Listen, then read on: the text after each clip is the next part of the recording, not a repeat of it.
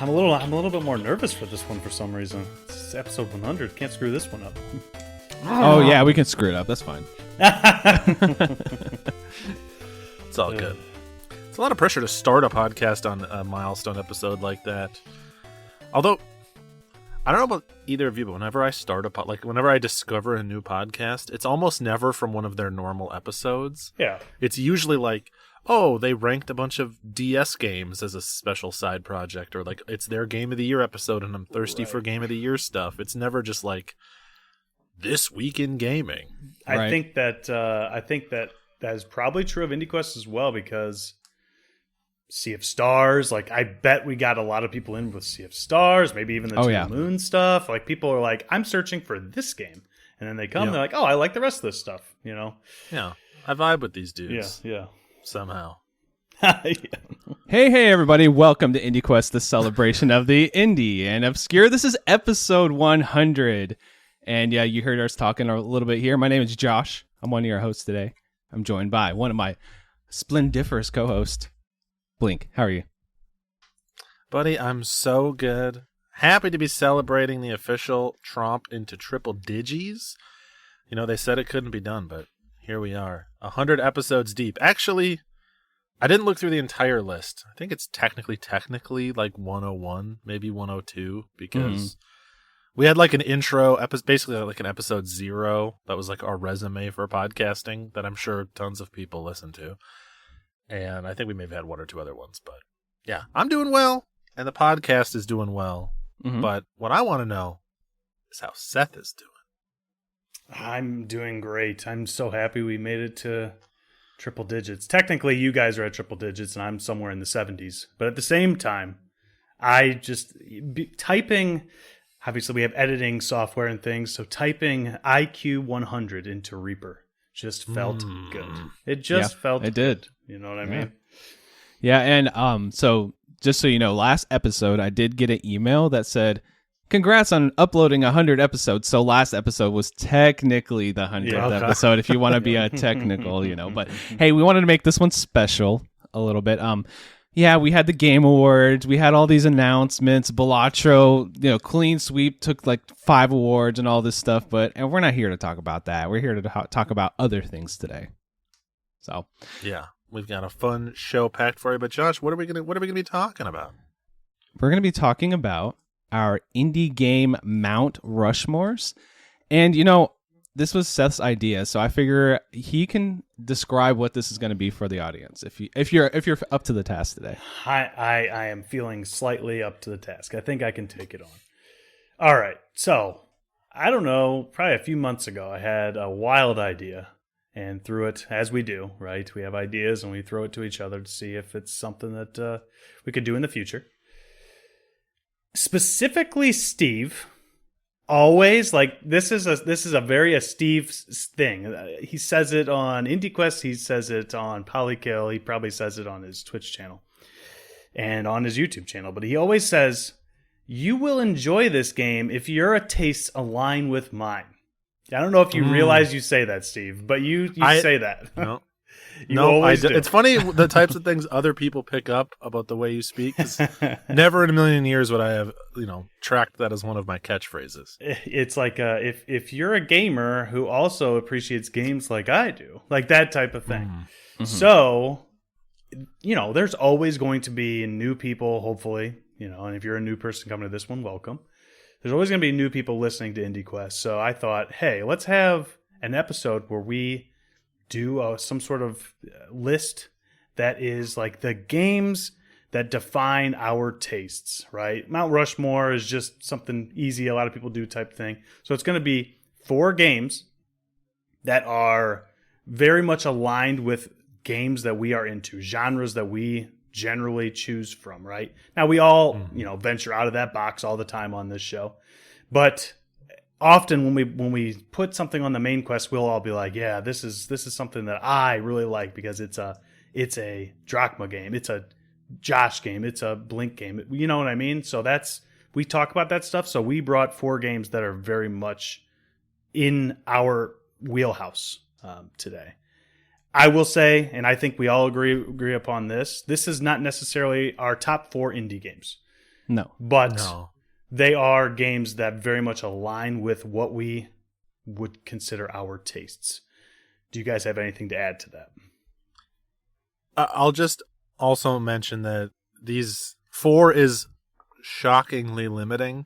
So these will give you a great feel for our tastes, but we're multifaceted people, and these are not all encompassing. So there's always going to be other genres that don't fall in line with what we do here, and like other games that maybe don't feel like they align to one of the 4 that we bring that we like. But I think the fact that these are the 4 that we chose will tell you something about the types of experiences that we maybe prioritize, or maybe we're a little bit more generous towards in terms of like approaching a new game in that genre or something like that. So it'll be a really good starting point for all of you to decide what your IndieQuest host tier list is. You're like, best taste, Josh. Worst taste, Steve.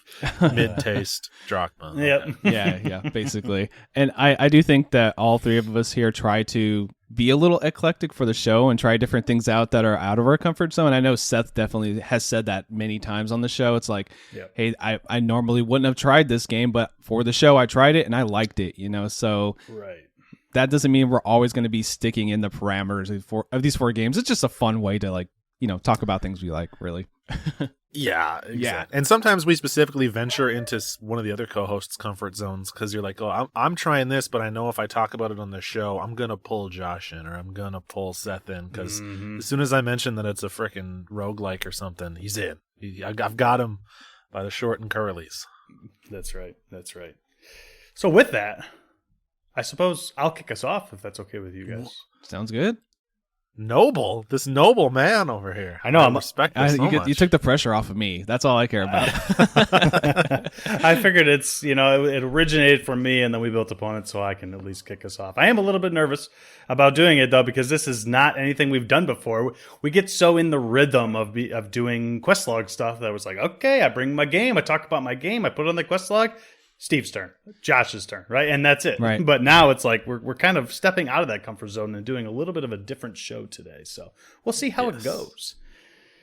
I'm going to start off pretty easy. So if there are people listening that know me personally, which I know several of you are in the Discord and we've had conversations, everyone pretty much knows that one of my favorite games and kind of the game that people really think about in the same sentence as Captain Drachma, Seth, right? And the game that you guys I know was coming here anyway, so I just want to get it out of the way, is Enter the Gungeon. So, yeah.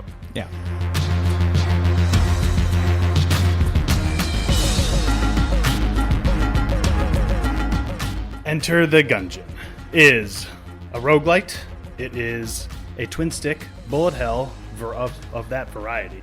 And the reason it is very much taste defining for me is because it was one of the first roguelites that I had ever played. I think I played Dead Cells before it.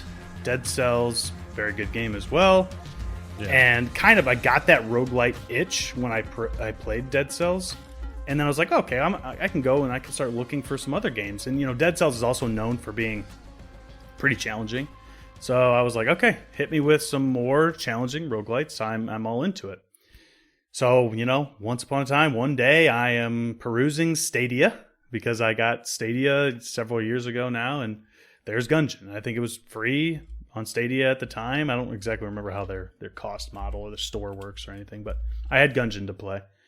And it beat the absolute hell out of me. I mean, it beat me up. I remember posting on Discord, like, this game, I don't understand. Like, I can't get anywhere. I'm so bad at it. But that is a big reason why I love it. So, yes, I am a huge fan of roguelites. I am a huge fan of, twin stick games. But the thing that I love the most about games is when they challenge me in a fair way. So make it so that this game is almost completely centered around me being a skillful gamer. And I am absolutely there. So in contrast with that, something like another great game, it is not making my Rushmore today, but in a different time, right? It truly could. If I had never played Gungeon, this game probably makes my Mount Rushmore in certain cases. But Hades is the contrast to Enter the Gungeon. You have to, like, no one can beat Hades on the first run. It is, I mean, maybe, but it is practically impossible. You have to kind of go through the motions, get some of that meta currency built up, die, go back out, go to the shop, buy stuff, go back in, right? And rinse, repeat. Gungeon is not like that. If I started a new save file and Enter the Gungeon right now while I'm chatting with you fellas, I would beat it. I'm almost positive that I would beat it, right? Without unlocking any weapons, without unlocking any of the like shops and stuff like that. Like, there's all sorts of cool unlocks you can do. And certainly for a new player, a lot of that stuff does help because certain weapons are better than others. But if you're good at the game, you can beat that game with the base weapons, because you still have a selection of, like, I don't know, 20 plus weapons. They're all random, but it ends up getting up to, I don't know, 100 or whatever, which is another reason why I love this game. There's just so much variety. Every single run is different from the last. It, to me, never gets old. And that's why there's hundreds of hours that I've put into it on 3 different consoles. And there are several people out there that probably put well over 1,000 hours into Enter the Gungeon, because it's just so much variety, and you just never see the same run twice. And that's why it's, to me, so good, and pretty darn easily makes my first spot on my Mount Rushmore. I think that makes total sense. It's smart to lead with the obvious one, so that folks are like, all right, we're setting the pace. I also, it tracks to me, even, you know, based on what Gungeon is, I think of you on the show as the more mechanical focused host. Like, if a game is like mechanics skill based, I tend to think that it would lean towards you, and if a game is like vibes based or story based, I tend to think that it'll lean towards Josh. Right. So it makes sense that, like, I would imagine a lot of your games will fall under that, but it makes sense that you would start with one that is very mechanics forward. Yeah, I mean, if I jump into an action-based game where I feel like so much of what I'm doing doesn't matter, mostly, can I actually dodge the attacks, or is it a turn-based RPG where I actually move my character around during battles? Like, that kind of annoys me. Like the something that everyone should be pretty familiar with, WoW, right? World of Warcraft. You're just going to take damage. Like, you're going to take damage, and if you built a tank, then you're going to be able to soak up some of that damage. But you're going to take the damage. You can't dodge the damage in WoW unless you have so much evasiveness or whatever, right? And I would prefer, if that damage is coming towards me, that I have an ability to escape it, a la Gungeon or a la Dark Souls or something like that, right? So I often kind of lean towards those types of experiences. So that's why Enter the Gungeon is here. Awesome. It's a beautiful choice. Yeah, every time I think of I see a roguelite that's like this game is like, looks like it has some like nice crunchy like awesome gameplay. I'm like, Seth's gonna like this, you know, instantly. Yep. So definitely. Very much so. All right, who's Josh, next? do you want to go second, Josh? Yeah, sounds good. So to start off here, I made a parameter for myself to not put Minecraft on my list. Really? Yep. Oh, I thought that was on there no matter what. That was the reason why is because this game has been a AAA game for over 9 years. Yeah. And the game I play now is not the Minecraft I played back in the day. If this was 2012, 2013, whatever, I know we have an episode and it's on the quest log and this and that, and this is like kind of like, this was just to make it a little more challenging for myself, really. So let's just say cool. The spirit of Minecraft is over my list. There you go. All right. We'll start there. It's your list, but man. Yeah, it is my list. But just to get that genre going here, I picked Terraria.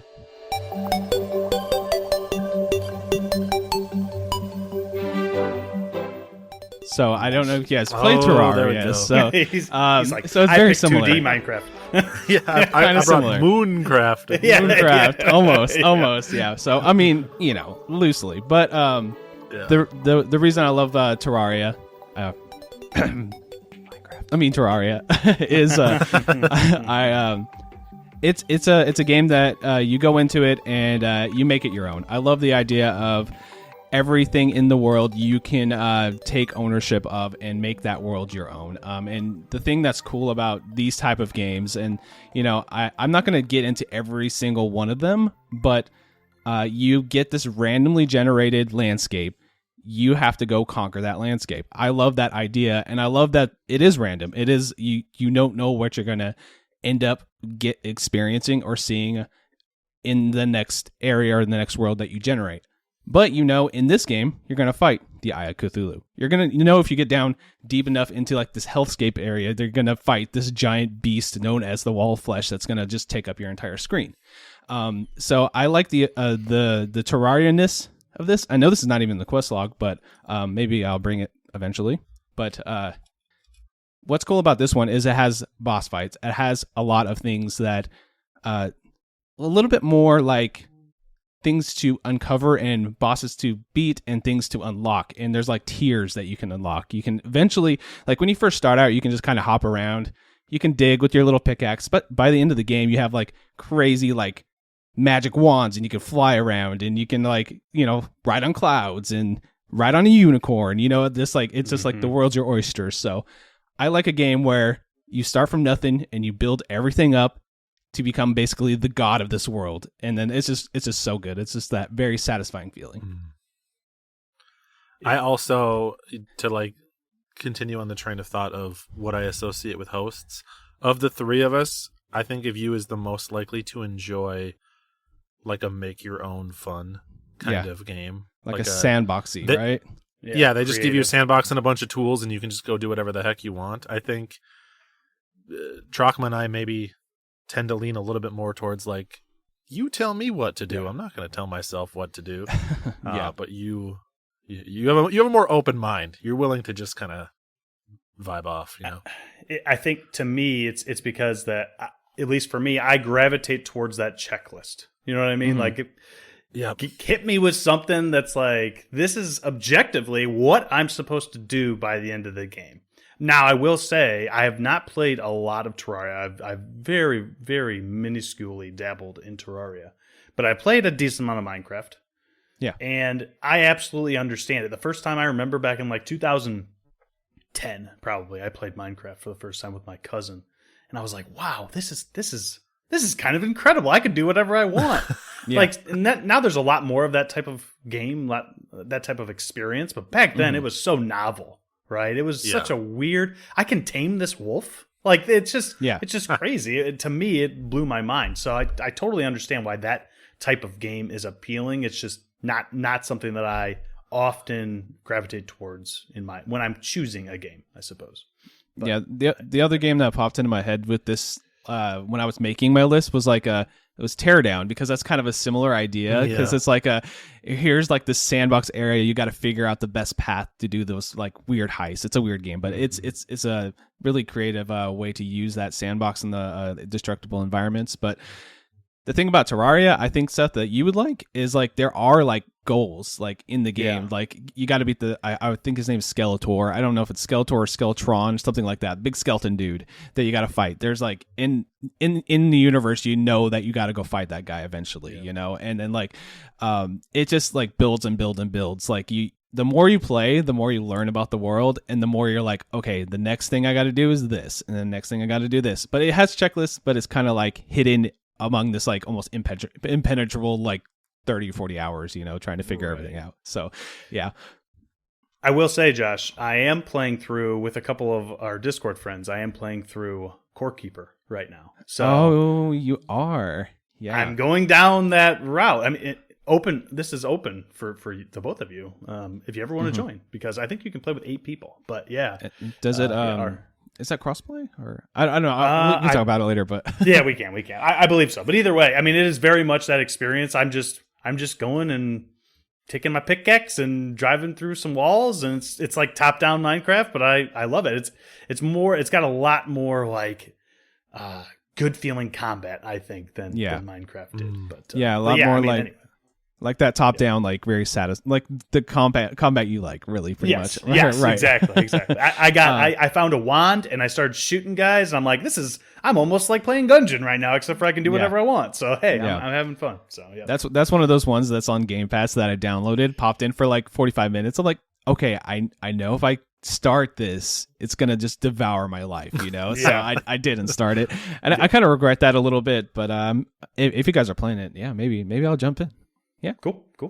Awesome. All right. So, Steve, what's your first one? Heck yeah. All right. Well, we got to get some kind of obvious ones out of the way first, right? I'm going to count, Josh, yours as Minecraft to make it obvious. Because Terraria is a little less obvious, but like the spirit of it is pretty obvious. Okay, maybe we'll just say Minecraft. I don't know. I could have been thinking about it a little bit too much, you know, like honestly, but hey, it is what it is. Hey, no, you're good. I mean, it works out perfectly because now in us having the conversation, you get to basically have both. Right. You have 5 heads. God, maybe that's like a two-faced thing. Maybe that was the plan all along. You guys don't know. Wow. He's playing 4D indie chess. I love it. Right. Okay. Actually, I feel like most of mine are obvious, honestly, because I talk about like games that influence me all the time, and I'm a little bit more obnoxious than the two of you about recommending the things I like to other people. Right. So I'm always publicly sliding into people's DMs and being like, "Well, what if you just played this instead? Why don't you go play this game, etc." But my first one is going to be Sayonara Wild Hearts.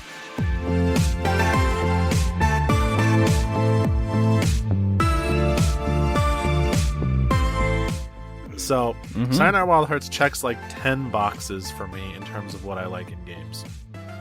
One, it's got incredible use of color. I like games that are very vivid and bright and not afraid to use color. We live in an era where I'm afraid because in the AAA space, they finally stopped being afraid of color, and I feel like now we're at the point where people are getting sick of like neon colors in AAA games. And we're going to go back to like the 360 era grays and browns again as a punishment for enjoying color too much. Yep. So I love that. Pop music is one of my favorite genres of music. I listen to it all the time. But I'm a big rhythm game fan. And Sayonara Wild Hearts, not even necessarily rhythm game. I am a huge rhythm game fan. But I like games that are just sort of like reactive gameplay. I like things where you're trying to keep up with like an onslaught of things that are being thrown at you, which is a little different than like the roguelike example where you're sort of like creating a build and strategizing. Right. I lean more towards like simple mechanics but high difficulty, I guess is what I tend to lean towards. But more than all of that, what I love about Sayonara Wild Hearts, and it's what I look for in indie games, and I bring a lot of games to the show, or I try to bring a lot of games to the show that embody this, is it is like very hyper specific to what it wants to be. Like they had like a single core thesis statement, which is we are going to make a playable pop album, and then they kind of stripped out every single thing that you didn't need out of that, and they made this like intensely focused, very specific, very like unique game, and then still found ways to build a lot of variety into the individual levels of that game. And so, yeah, the game is only like 45 minutes long to play through, and that's like a detriment to some people, but it's like, guys, that's the length of a pop album. That's how long this game is supposed to be. There's a reason for that. And there's a reason you can play through this game and just kind of fumble through and do whatever, but you can also do like some score chasing and things like that. It also has inside it, this will come up more in a later game, I will say, but it has something else I like, which is it's kind of obtuse. For folks that don't know, Sayonara Wild Hearts also has what they call the Zodiac Riddles, which as you're reading them, they're just like single sentence descriptions that tell you something about the game vaguely, and you have to figure out what they mean, and then you have to do that. And sometimes it's like, oh, get a perfect on a particular level, but sometimes the description will be like, you know, I stopped and considered thrice over. And what that means is you have to, in a specific level, rapid fire pause and unpause the game 3 times to unlock that. And I like games that are like, you know, using all of the different parts and like mechanically stretching you to like the very edges of what they're capable of, and just making you think, making you like stop and noodle on what you're Right. working on. So Nice. yeah, I think it's basically a perfect experience. I don't think there's any way to improve Sayonara Wild Hearts, and I always want games to feel like that, just like the most dense possible, delicious experience. Yeah. So so far, just so you guys know, I am 2 for 2 on games that I knew you guys would bring. So I'm knocking it out of the park. Bangers. I have both of your lists written down on a notepad. No, I should have done that. I'll reveal at the end how close I got, but I will say I should have did that. Damn. I'm doing well. Dang it. Okay. Yeah, I mean, you shouted and sung the praises of this game for the longest time. I feel like it is. I think a lot of the people around the Discord, a lot of people who know us, a lot of people who have, hung out, friends of ours and just whatever, know that you specifically are like the rhythm game guy, right? Yep. Mm-hmm. Which is why it's like every time I see a rhythm game, I'm almost like, yeah, that looks pretty cool. Would Steve like that? Because it's the same thing for me for like the roguelite thing and for Josh for like the creative game thing. It's like we're all going to compare other games against all these other games we've also played, right? So it's kind of hard. Like I'd be like, I bet Steve would love this. But then again, what if I tell Steve he would love this and he's like, yeah, it's pretty mid. And he probably wouldn't tell me that, but regardless, like, yeah, I mean, Sayonara Wild Hearts, that's a game I need to get around to soon because it's just something that's short and quick to get through. And I also enjoy a rhythm game from time to time, although probably not to the extent that you do, Steve, because I think I let frustration seep in a little bit faster than maybe the average person on rhythm games or something. So it's like, but at the same time, I also play a lot of other challenging games. Maybe I just feel like I'm better at them or something. But that's pretty cool.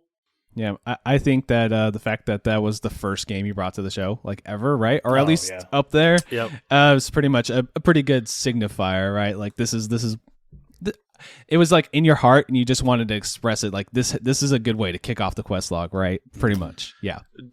Very much so. Back in the day when we were bringing 2 games apiece, which is no way to live your life, people. That's right no now, way to live your life. Imagine us all bringing 6 games to the show. The episode would be like 3 hours long, right? Like, or longer. The way we do the show now, because I've gone back and I've kind of mentioned it to you guys before, but I've gone back and listened to some of those episodes. You guys were much more intentional and like got through those games a lot quicker back then, but now it's almost more of like a review. Like we really get in and get into the meat and potatoes of these games. If we did the way we do it now and we tried to each bring 2, it would be a 3-hour show every single time. I would be so tired by the time we were done. So, but all right, I suppose that brings it back to me then. I think this is another one that's probably going to be on Steve's list. After this, I will say it might get a little bit more challenging for the two of you, but to guess what I'm going to be bringing. But the next one is one that I could not leave off. While I think it does a lot of things sort of similarly to Enter the Gungeon, it is still a fantastic experience and also has like a completely different genre than Enter the Gungeon does, and it's like a genre that I personally love to death. Speaking of, it is Death's Door.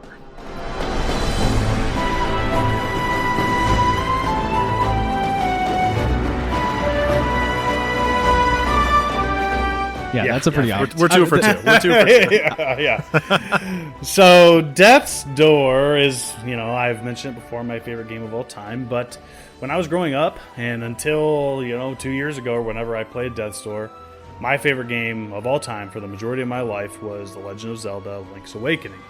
And there is something that both of these two have in common. They are both that action-adventure top-down style, or also known as a Zelda-like in 2024, right? So I love a good Zelda-like. Anytime I see a game that looks sort of like Zelda on Steam in a trailer, I'm like, yeah, that's probably something that I would enjoy. I don't always play them, and I haven't brought a lot of them to this show because I feel like there are certain ones who differentiate themselves a lot, but there are a lot of like pretty serious clones out there. And of like Link to the Past, for example. I feel like there's a Link to the Past clone that comes out every month. You know what I mean? There's another one in the Steam store. Yep. It just, they do things a little bit differently, but they almost look like Link to the Past.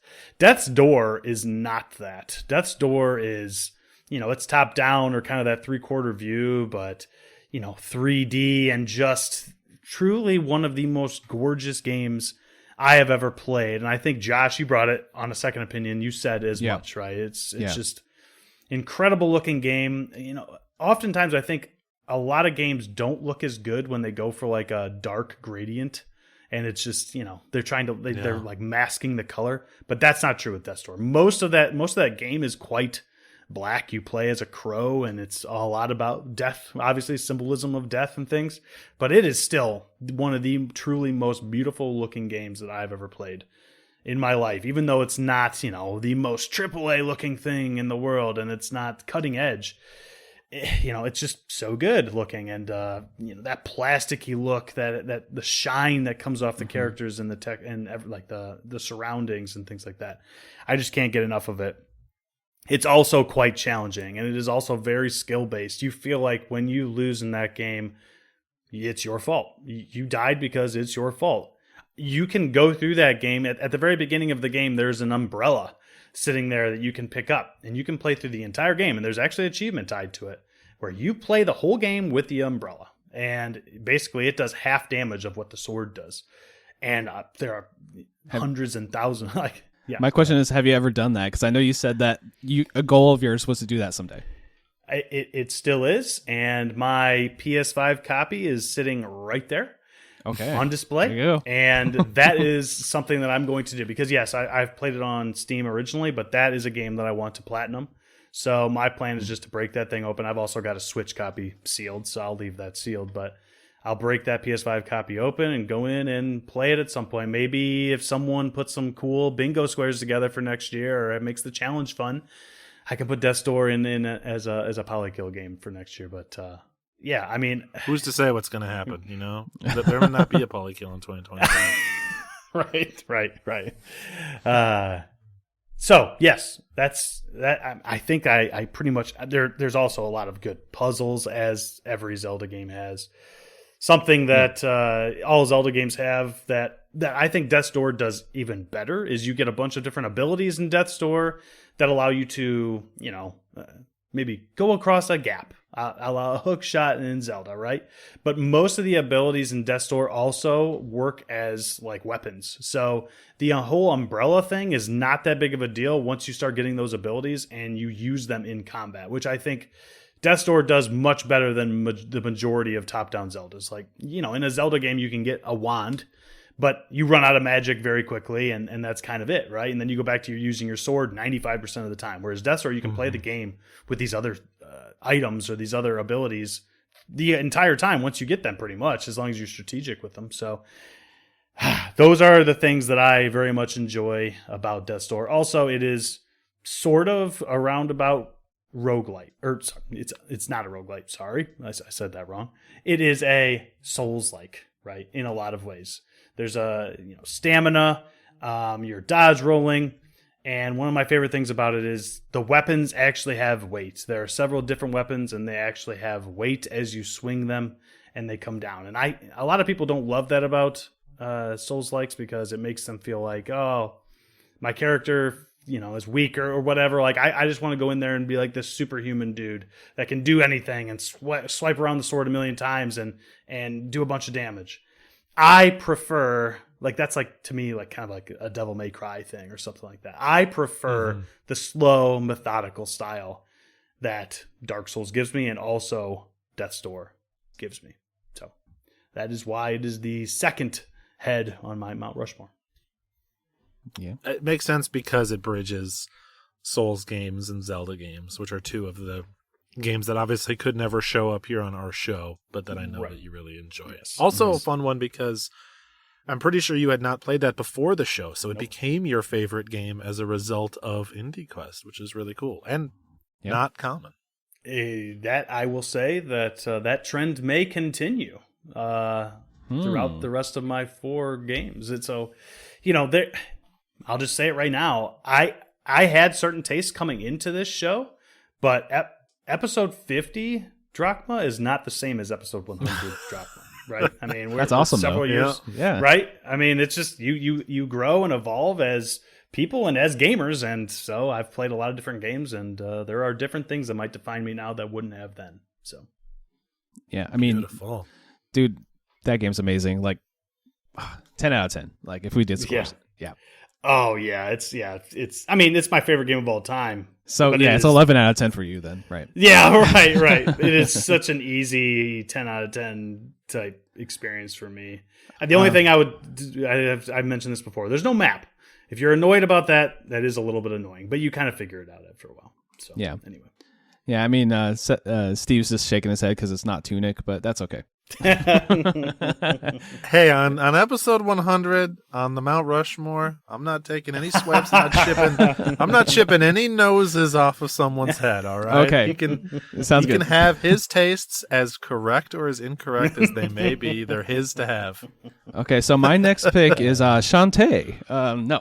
I really thought, like, wow, Josh is really doing it right. He's going right in, and then man, that's good stuff. I love it. Oh man. All right. Well, my real next pick. Let's see if you guys have this one on it. Let's see if Steve has this one on his list. Celeste.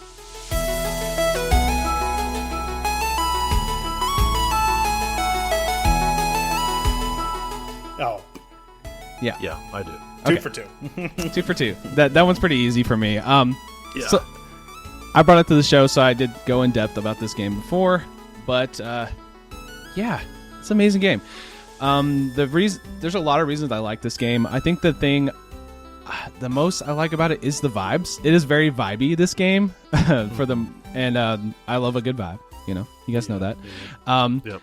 But I think the message of the game is what I like the most, because it's like, just try your best. You're gonna get there, man. Because on the Discord, I'm the hype man, right? So I like to build people up. I like to make people feel better. Like, yeah, you got this.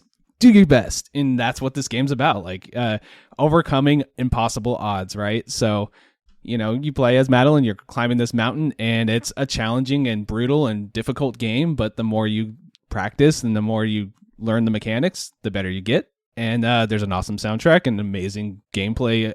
Amazing graphics that you're experiencing along the way.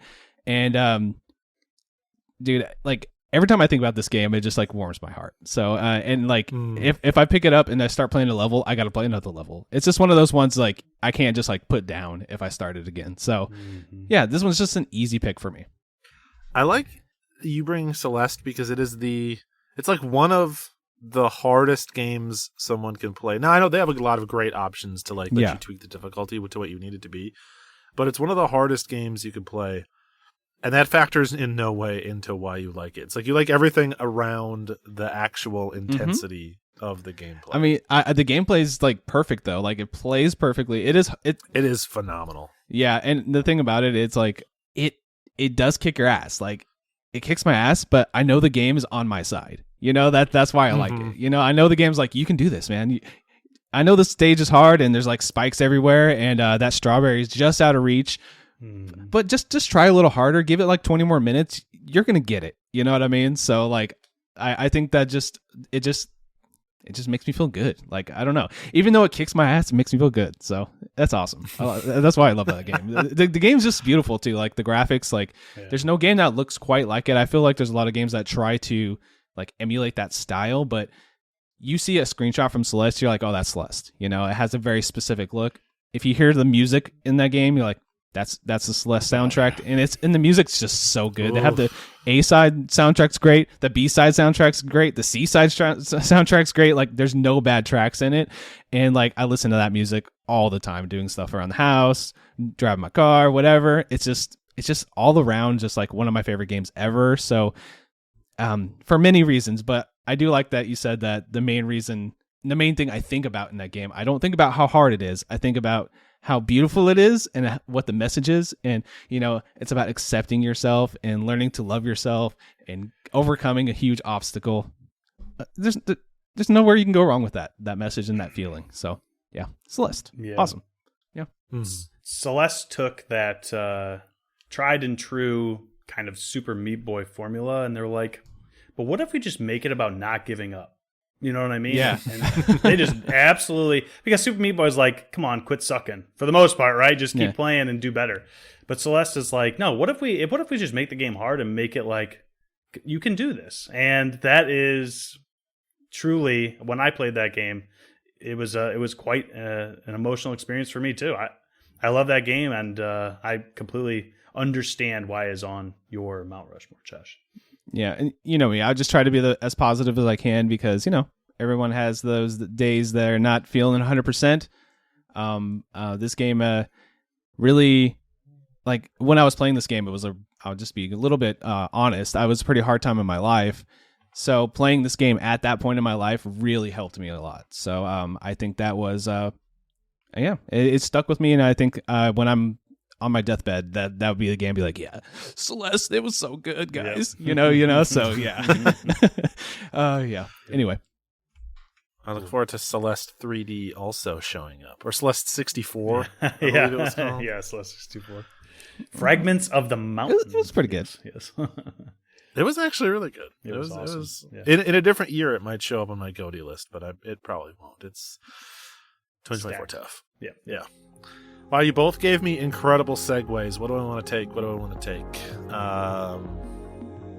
Celeste is good. You know what? I feel so obligated to follow up Death's Door with Tunic. That's right, people. I'm bringing Tunic as my second game.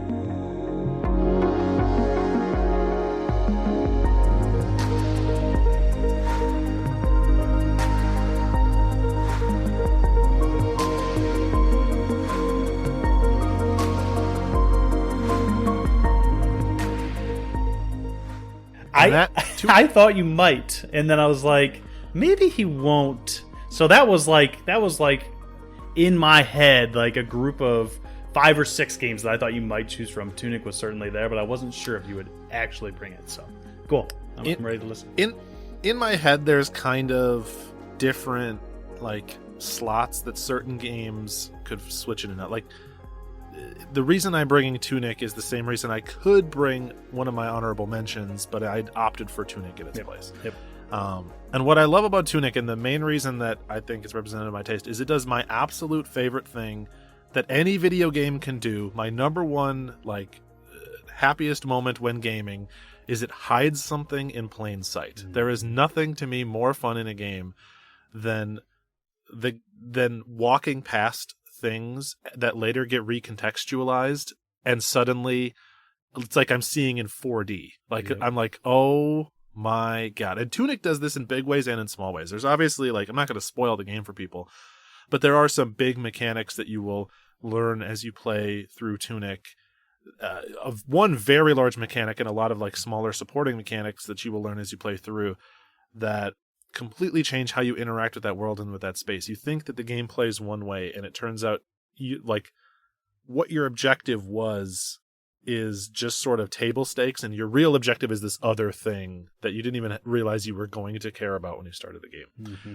But Tunic also does a lot of little surprises in the way that it builds its world. It's a very detailed, very well constructed world that on future replays also completely recontextualize how you can navigate through that space. As you'll play through Tunic, you'll find spots where you'll get you'll travel through an entire area, you'll kind of loop back around, and you'll find this little shortcut back into the main area. And in other games, that shortcut would be like a one-sided destructible wall, and you would break it and the wall would collapse, and you'd be like, whoa, I'm back here. Awesome. I can go back and forth now. In Tunic, that's just like a waterfall you could have always run behind. Mm-hmm. It's just designed in a way to make you think you couldn't, and to kind of you had no reason to try. Mm-hmm. And when you replay Tunic later, you're like, there's so much more navigability to this game. I could do so much in any order, really, when I go back and replay it. But yeah, I mean, a lot of my favorite games, there's other stuff too that I don't want to spoil for people, do this trick. Even games this year that I think we're probably going to talk about come Game of the Year time do this trick a little bit. And it has never worn on me. It has never gotten tired for me. Maybe someday it will, but to this point, I'm very much the yes, surprise me in a way I wasn't anticipating, and that's what Tunic is representative of. It's funny you say that because I feel like I should go back because I feel like I've forgotten enough about Tunic that I probably could go back and have a semi-fresh experience. But a game that we played this year and hopefully Josh plays this year, and a game that we'll certainly mention at some point next episode, Grunn, does the same very similar thing. And Grunn is not typically a game that I gravitate towards because it's that thing, right? But then I played it and I'm like, well, no, maybe I do like this. Yep. And now it's like, should I go back and play Tunic because maybe I do like this now, right? Yeah. To me, I think for me personally, I think the problem with Tunic is the combat did not feel as good, and I was constantly comparing it to Death's Door. But that's just an experience thing, something that I had played very recently. I think the exact same year I played Tunic, I played Death's Door. So I was comparing them 1-to-1, which is why we do it all the time as a joke on here. But I do very much appreciate that secret thing, and now I think I appreciate it even more than when I played it back then. So another game that makes a lot of sense for the Blink Mount Rushmore. I can disappoint Steve. I've never beaten Tunic, so I'm sorry. I remember you had been playing it. I feel like it was several times after you were like, yeah, I need to get back to that, and then you just never talked about it again. So I figured it never happened. But I played like just like 5 hours or something, not enough to actually get too far into it. So that's on the back. My backlog is just infinite, but that's one I need to get to for sure. Yeah. You could never disappoint me, Josh. I will say Tunic maybe more than any other game. So I said that I push my tastes on other people. Like I'm very willing to recommend stuff. Sayonara Wild Hearts, I get a pretty good response from people. Like people will come back. Maybe they don't like it as much as me, but they'll be like, damn, son, that was a banger. Yeah. But like Tunic, almost no one seems to get through. They all bounce off of it. I feel a little more like on an island when it comes to championing that game over others. But I know it certainly has its fans. I'm not trying to be like, oh, woe is Tunic, one of the most successful indie games in recent years. But I do feel like it doesn't connect with quite as many people. I think that anybody that bounce off it, you just need to kind of persevere because there's a lot of beauty in that game. It is truly, and Steve, I don't think you mentioned this, and I think that this is kind of should be known. If they're here, we probably love the way they look and love the way they sound. But my goodness, is this soundtrack incredible? Unreal. Truly for a game that I, bash jokingly all the time, quite possibly one of the best soundtracks I've ever heard. It is so good. It's worth experiencing for that. And as you're going through these levels, you kind of feel small in a lot of ways. And oh man, some of these songs that come on just almost multiply that in certain sections. But then there's certain times, especially at the beginning, where everything's just kind of serene, and it really drives that home. I mean, it is such a good looking and sounding game. Yeah, soundtrack has like a quality or like a texture to it that I've not really heard in other games. Like obviously other games have kind of synthy, sort of like more mellow soundtracks, but something about the way it specifically sounds in Tunic lined up with those like almost toy boxy kind of visuals, but like a little softer and a little less rounded up. Like it's just, it's so good. Yes. So good. Plus it, very similar to Death's Door, which is why we joke about it a lot. It has its Souls energy and it has its Zelda energy, which are both two things that I also was raised on and love quite a bit. So it's the perfect game for me. Yeah, maybe a second opinion. I'll come in and say, hey, I finally played Tunic. Also, when we talk about music in this, I'm like, I'm missing IQ OST. It's been a minute. We need to do one soon, don't we? I know. We really do. But anyway. I've got a list piling up. I kind of like every time I play games and I hear something, like, okay, put that in the potential IQ OST list. Like, for sure. All right. This brings me to my third pick, and the one that I think it's going to start getting challenging. If Steve has this on his list, I will absolutely give him props. So this game I did bring to IndieQuest a long time ago, so it's very possible that it could be there. But I don't think that a lot of people associate this subgenre, I suppose, with me, although it is something that I absolutely love. And that game, that is my third head on my Mount Rushmore, is Into the Breach.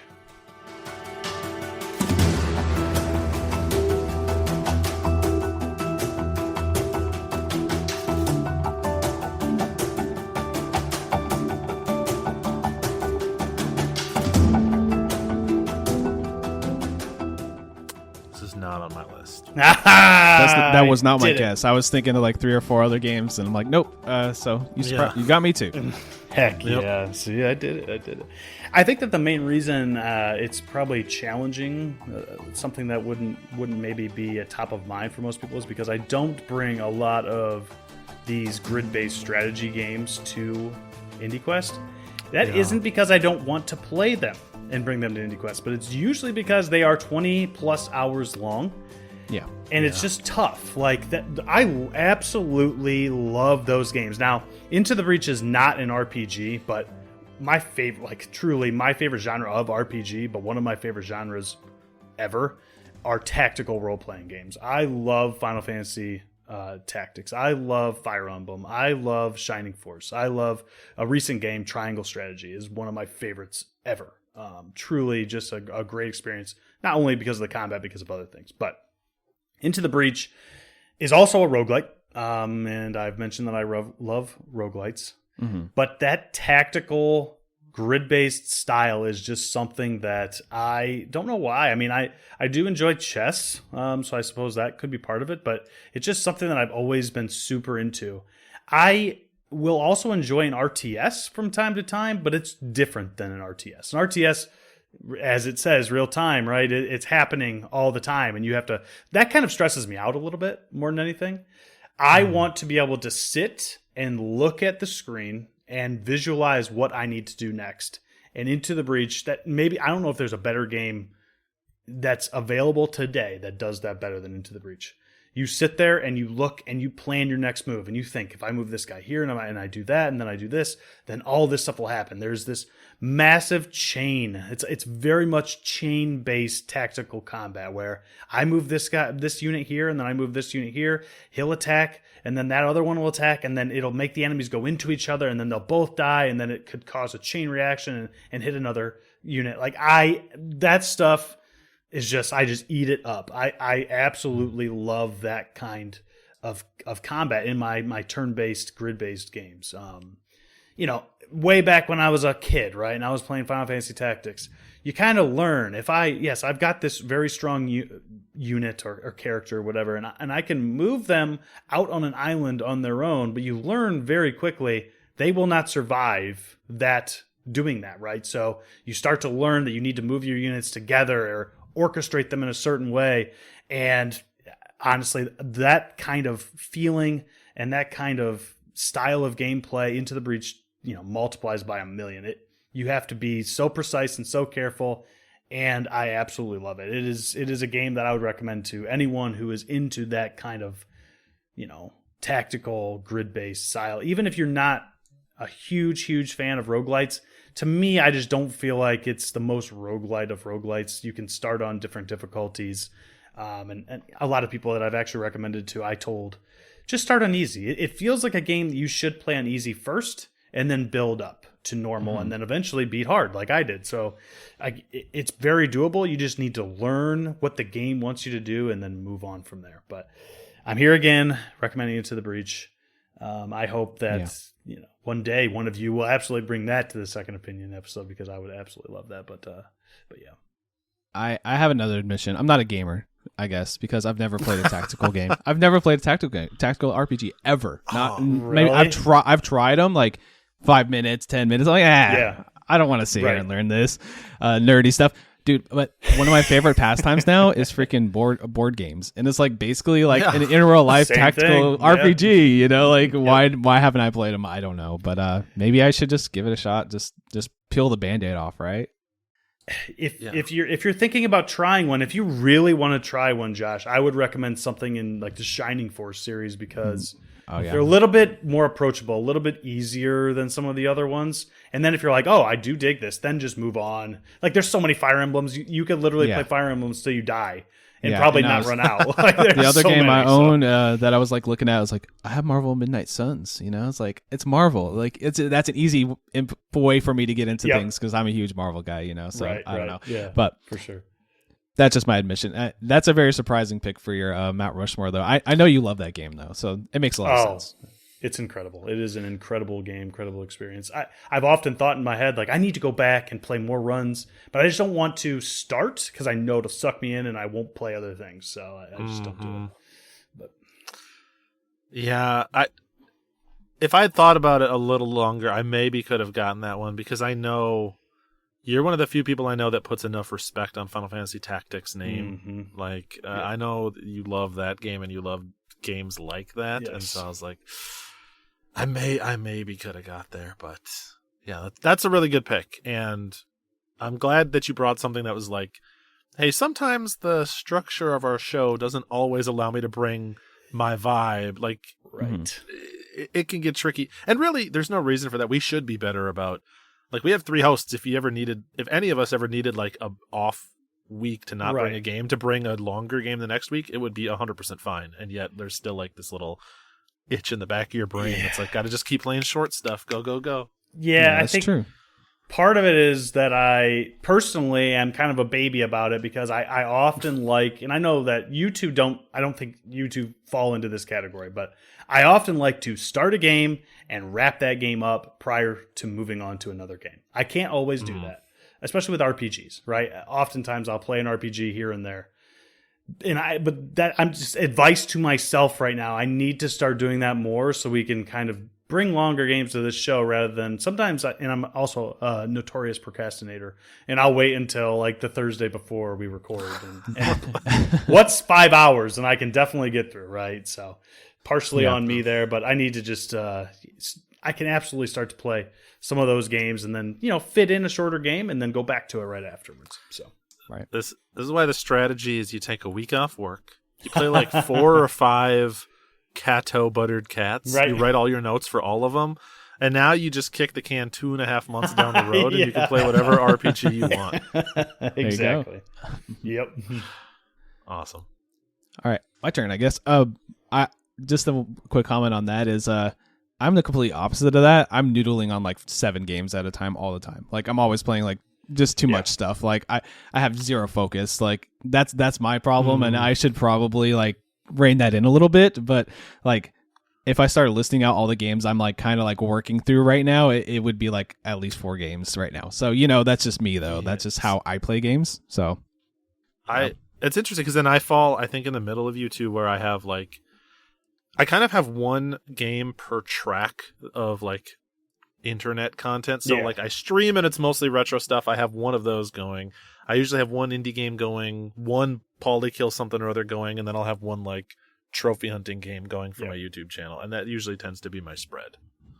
Yeah, mine is like multiplayer, and then like I always usually have some multiplayer game like kind of just like in the background, and then I have like an indie game, like 2 or 3 indie games, like, oh, that maybe I'm feeling this one or feeling this one, and it's just like I go off a vibe, like, oh, today I'm feeling a little bit of 1,000 X Resist, let's play some of that, or whatever, So, but that's me, Josh. I also think you're better about Seth and I that just like going back and playing something cozy. Like you're good about being like, I'm just gonna vibe in a game that I already know that I like tonight. Where I feel this like, for better or worse, probably for worse, I feel this like pressure, this momentum, this like gravity, like gotta go to the next one, gotta make sure I'm keeping up with all of my homework, keep all the plates spinning. Yeah, it's like oh, tonight I'm just gonna like sit down and just play some Vampire Survivors just because I'm feeling it, or something. I do that all the time. Yeah, unheard of. Can't believe that you are so self-actualized that you can do that. I will say, Josh, that I was much more like you in the past than I am now because. And part of it is because of our sister show, Polykill and IndieQuest, but it's kind of forced me to focus, or I guess I forced myself to focus a little bit harder because I never used to beat anything. Like I would never beat anything back in the day. But nowadays I beat everything I play, and I feel bad if I don't, right? Or like if I don't beat it, then that means there's something wrong with that game, or I just really wasn't feeling it. So I kind of envy you in a way because I kind of miss that free way of thinking, I suppose. Right. The thing is and then I get envious. I'm like, well, these people beat 75 games. I'm sitting here with like 40 odd games. Like what the hell, But that comes with the territory, right? So yeah. All right, well, so my next head on my Mount Rushmore, I almost forgot the name of the mountain, the whole name of the episode for a second there. Anyway, just completely blanked. Is Night in the Woods.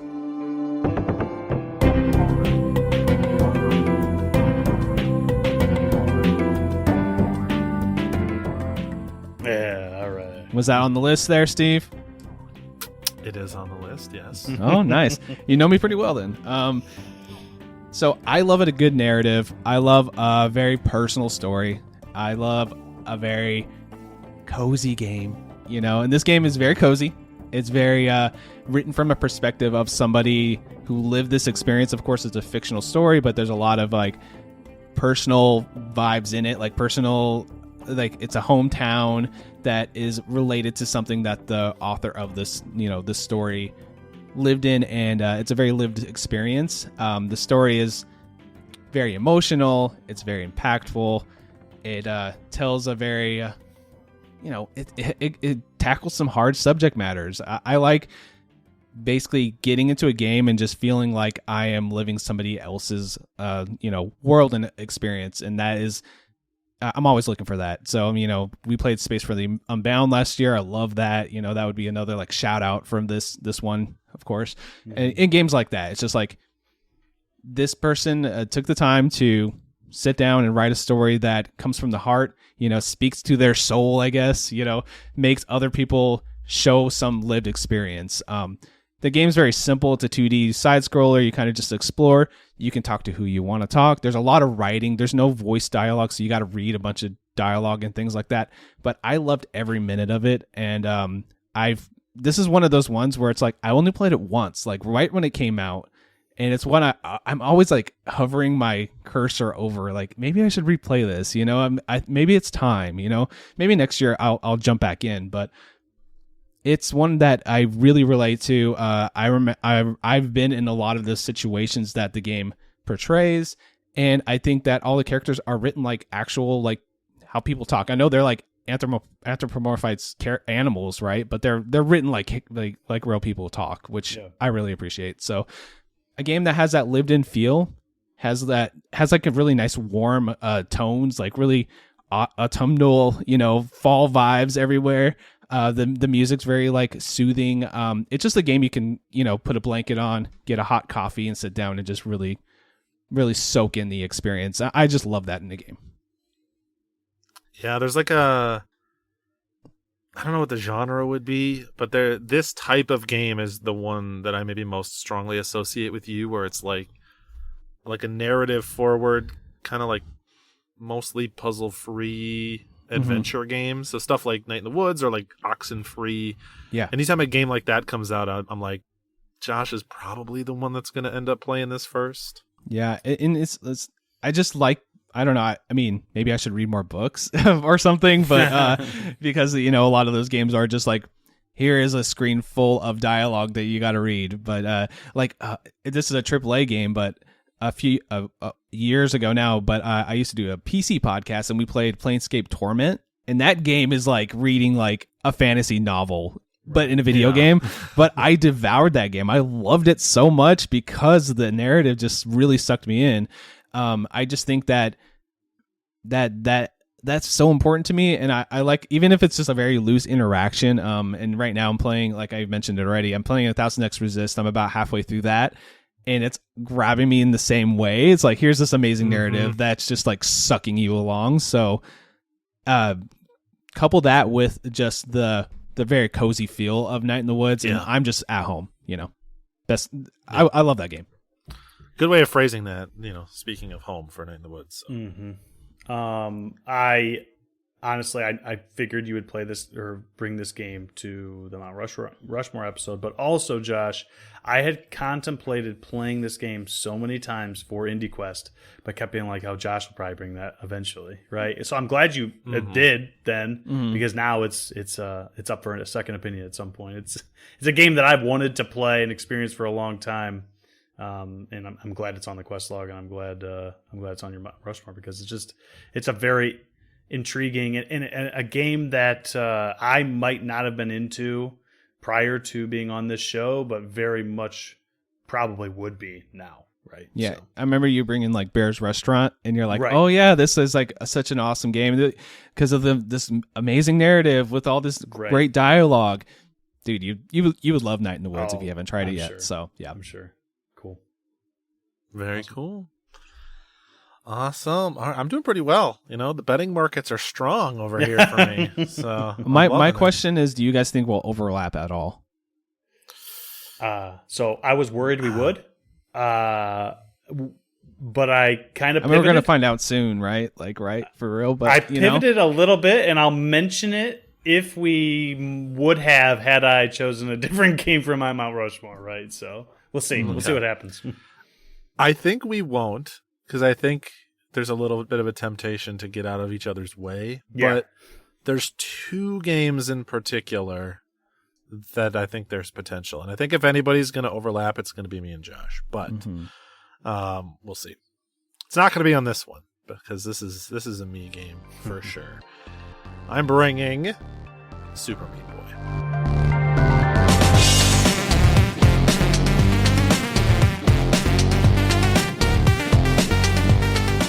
So I'm defined by contrasting your picks. So yeah, seriously. Seth enjoys Death's Door, which is the Unga Bunga Simple Man's version of Tunic. It's unsophisticated Tunic. Wow. Alrighty. And Josh likes Celeste, which is a poor man's Super Meat Boy that's trying to distract you with its story. Okay? Oh, I see what you're doing. I love it. I'm just kidding. Those are both great games. But yes, I go Super Meat Boy specifically. This on my list. This is a representation of pure execution mechanics. So I kind of mentioned this in Sayonara Wild Hearts, but this is where it is the true reality. What I get maybe the most addicted to in games. Not what I value the most, because maybe what I value the most is being surprised in plain sight, like I mentioned with Tunic. But what I really get addicted to is particularly difficult challenges that when you are successful, you look back and you're like, why did that take so long? I like just throwing my head against the wall over and over and over and over and over again, and eventually overcoming. Especially in something like Super Meat Boy, where the winning run is 15 seconds or 30 seconds long. It's just, I like the feeling of overcoming after a whole bunch of struggle and effort and failure. I like games that use death as part of its teaching.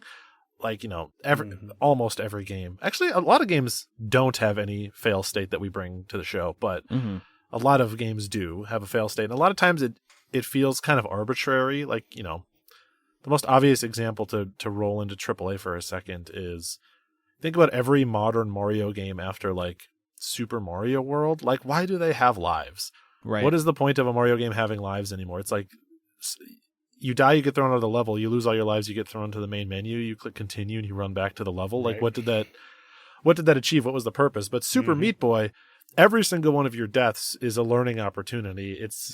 Every single one of your deaths is you figuring out something that you need to either do better or do different in order to succeed, or it's the result of the other thing that I really love in games, which is having to keep your cool when your nerves are high. So this is where the rhythm gamer in me comes in, is achieving really good scores in rhythm games. There's this phenomenon that happens where you play a song for literally hours and hours and hours to try to get this amazing run.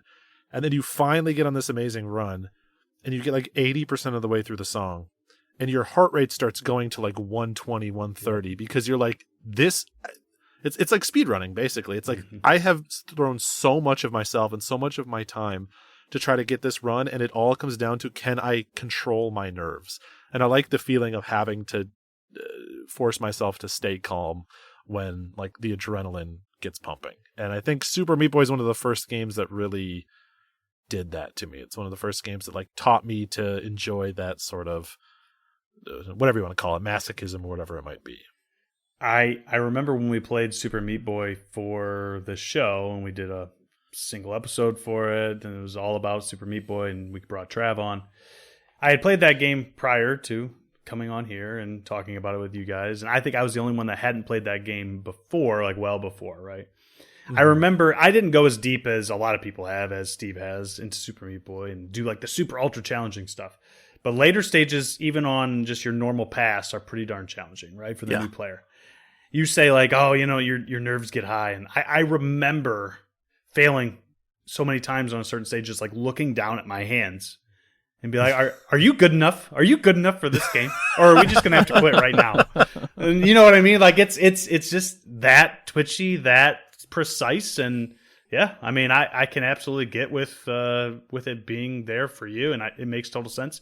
One of my favorite things, you're talking about how death is like just a stepping stone to success in Super Meat Boy is the best part. One of the best parts about that game is being able to see every single death prior to completing. Like it's just so good. So yeah, they were so smart. The satisfaction of watching all of your failed runs happen at once. Yes. And that one guy get through to the end is so much fun. It's I live for that. Yeah, it's a game that it kind of almost started. I don't think it started the genre, but it definitely inspired a lot of games that came after. Because like there's so many games now. It's like, oh well, this is kind of like Super Meat Boy or Celeste or whatever. It's like yeah, and it reframed a lot of people's minds, including mine. That game and Celeste and games like it. That it's not always about being perfect the first go at something. You gotta like actually learn the game, learn the mechanics, and just when you get that run and you're just like in it, I like you said, it's a rhythm game mentality, right? Like when you get that 100 FC on a song or whatever in Guitar Hero or whatever it is, it's just something that you never forget, and I can see why that's on your list, and I know that you pretty much obsessively play that game still to this day, right? Yeah. So. Yes, I still do play it all the time. So, it's just really fun, you guys. Super Meat Boy is just really fun. You should probably play it. Tis quite good. So, all right, my last game on my Mount Rushmore. I have decided, as we were talking, and it's because Josh said, "Do you think we're going to overlap at all?" I have decided to change it. I have decided that I pivoted on this game because I was more worried about picking something. And it's like, I think maybe I would feel bad about not doing the right thing here and picking the other game. So I don't have notes on this one. Hopefully I can wing it. Hopefully I remember well enough. I am going to put my fourth head on my Mount Rushmore as To the Moon.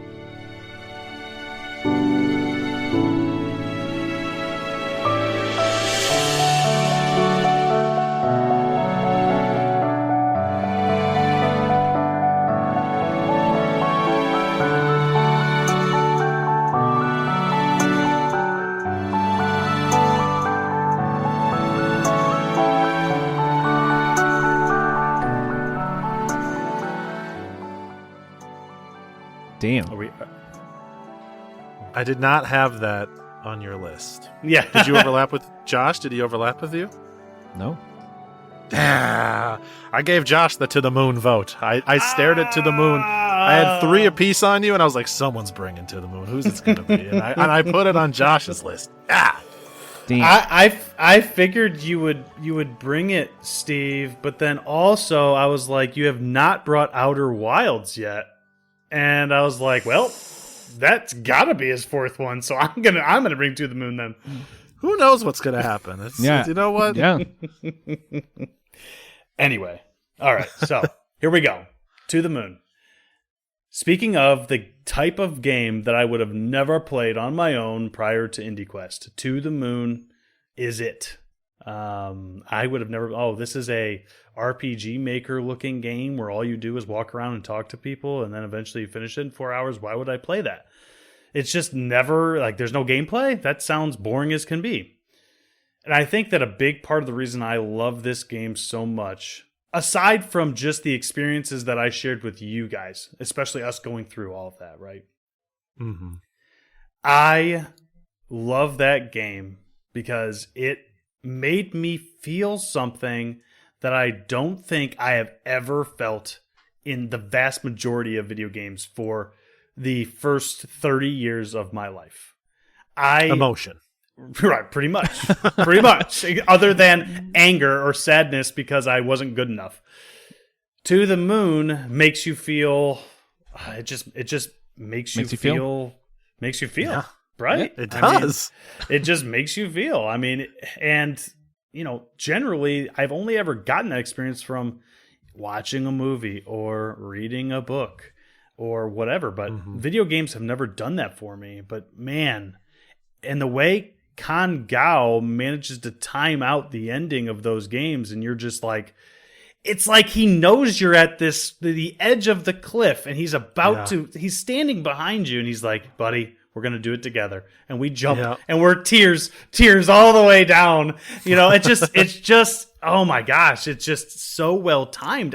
Truly, maybe the most well timed rush of feeling that I've ever gotten from any medium. Truly. I mean, and most people are going to look at this game and be like, what? Like I said, what is this? This is not anything that I want to play, or like I couldn't recommend this to my gameplay forward friends, right? I just couldn't. But it doesn't mean that I wouldn't try. Like I would say, you probably won't like this, but if you're in the mood, you should play it, because it's just a gripping experience, and you just kind of fall in love with the characters and what they're doing, and you're so invested into these little sprites on your computer screen. And I don't know that I can say it any better than that. To the Moon is my fourth face of my Mount Rushmore. If Mount Rushmore had 5 faces, it would almost certainly be on mine too. Because I agree with everything you said. Like, okay. I thought that you, when we were talking, maybe whoever edits this one, we need to cut that part out. I thought you were saying it was on yours, but you had guessed it for Josh. I see now. Yeah, I guess it would be on yours. It is not on my list. I got it. you. Not on all my right, list, all right. All right. Yeah. So you're in the clear there, but I agree with everything that you said. I think I'd have to go back in time and figure out exactly what it was. It was either the first or one of the first times. The final scene Into the Moon was one of the first times that I remember playing a game where I was like weeping, like full body, just like sobs. There've been moments in other games where I'm like, oh, this is kind of sad. I'm getting a little bit emotional or whatever. But that one, and it almost caught me by surprise. Not that I wasn't connected to the game, but it's just it was executed so well. But by the time you get to that particular scene, it's like they've broken down all your walls and all your defenses and stuff by then, and you're just like, holy crap. I think it has a lot to do with the conciseness, and I don't always love linearity in games, but they work so well for this. The story is drip fed to you intentionally in a way where it's like, you are going to get exactly what you need at every moment of this game. We're not going to make you go grind for an hour and make you forget about stuff. It's purposeful. And then you get there, and everyone's going to finish this game in 3.5 hours. Everyone, and that's supposed to be the case, right? So, I'm actually surprised. I want to know what your other one is, but maybe wait till we're done and just let us know what the other one you swapped out was. For sure. Oh, dude, we need to play the beach episode soon. That's something I've. Coming in 2025. Yeah, the whole series is so good. I love every single one of those games. But I don't know, man. This one was the last one on my list here has been the hardest one I could have picked. I went through every game and I'm like, okay. So the thought process here is I want something with some puzzle elements because I like a puzzle game, right? And I'm like, all right, what game has some puzzle elements? What game has, everything I want? I can't pick any other game besides Outer Wilds, and I'm sorry, Steve, and that's probably your fourth game too, right?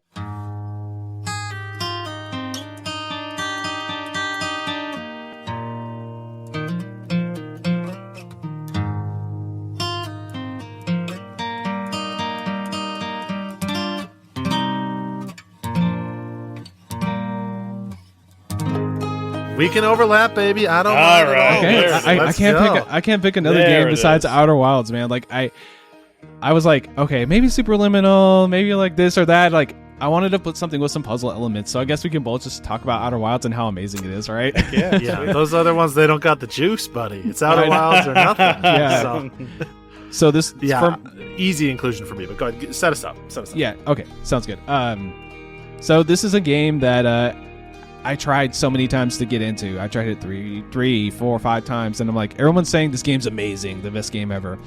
And then I had a few days off of work, and I'm like, I'm just gonna sit down, get into the couch cushions here, and just get absorbed into the game. And then 3 days later, I'm like 40 hours deep, and I'm just like obsessed with every single like nook and cranny of this amazing universe that Mobius Digital made. You know, it's like beautiful, sweeping vistas, personal stories, amazing puzzles that slowly reveal themselves to you, and it has a narrative that if you really want to like dig deep into and just really absorb, it's there.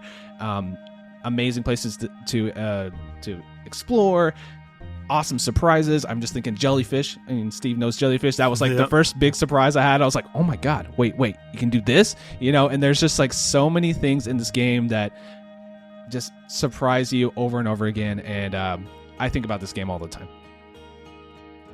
Yes, I definitely think about this game all the time. I would say that, but this and Sayonara Wild Hearts are probably the two that people most associate with me as a person.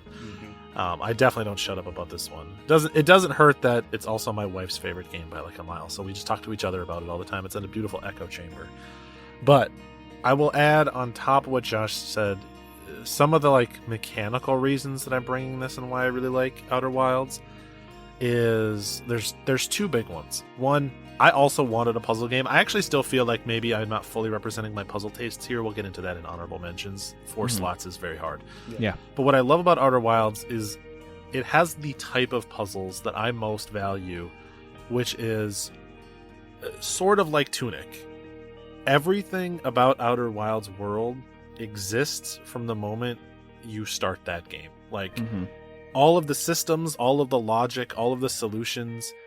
It's not like, you know, any of them are randomly generated and you need to figure them out or anything like that. Or it's not like you have to wait until you find this item that lets you do this.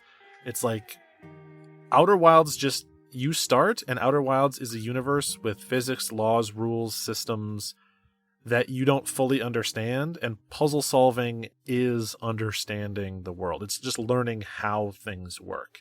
And I love a game that is teaching you to solve puzzles using like the natural mechanics of its own world.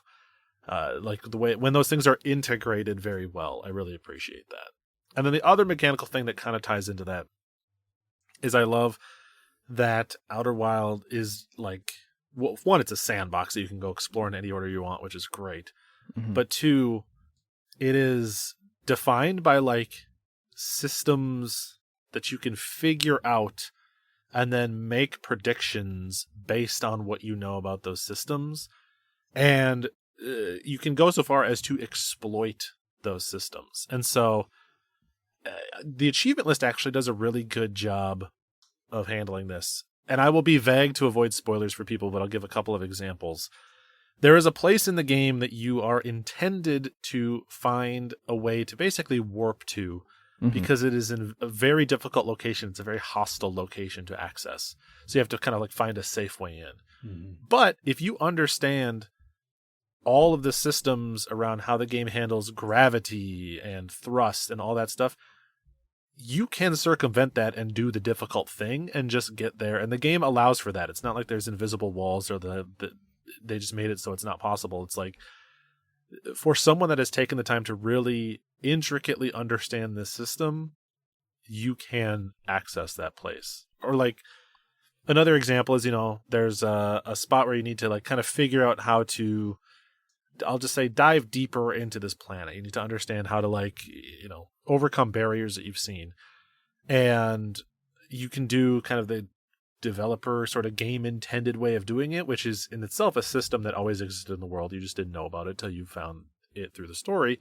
Or you can literally, because this is a space game with acceleration, you can fly 12 minutes straight into space, turn around, fly 12 minutes back, go absurdly fast, and basically like break the sound barrier and just get to where you need to go, ignoring all of the actual like puzzle elements, because you're like, why don't I just try doing this the dumb guy way, like the brute force way? You know, why don't I throw a little dash of Death's Door on here? Yeah. Oh, wow. Oh boy. Oh man.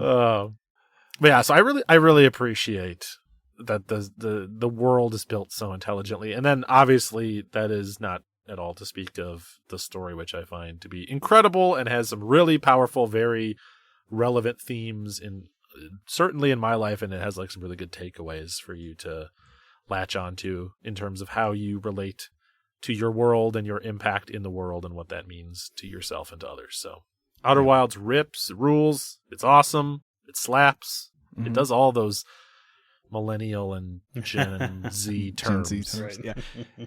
I just want to say real fast for this game, like, it has everything I like in a video game. Like, it has discovery, it has the vibes, it has the narrative, it has the puzzles, it has fun gameplay. Like, I know a lot of people don't like how this ship controls, but once you get good at it, it's actually pretty fun to fly around, in my opinion. And like, just it's a 22-minute clockwork universe that it's just a miracle that this game exists. Like, I don't even understand how they could develop this world to work the way it works. You know, it's something beautiful that I feel like everybody should experience. And I know a lot of people have that barrier, like, I tried it and I didn't really get it because I was there. I'm like, I don't really get what I'm supposed to be doing here.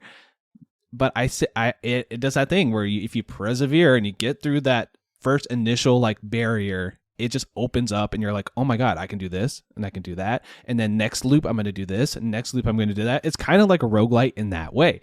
So I think that this game is pretty much a perfect video game. And if you're sleeping on it, you should be playing it. So yeah, awesome. The only thing I'll say is I heard that it's sort of a Grunn-like, so I guess I should check it out. Yeah, there you go. It's Grunn adjacent. It's true.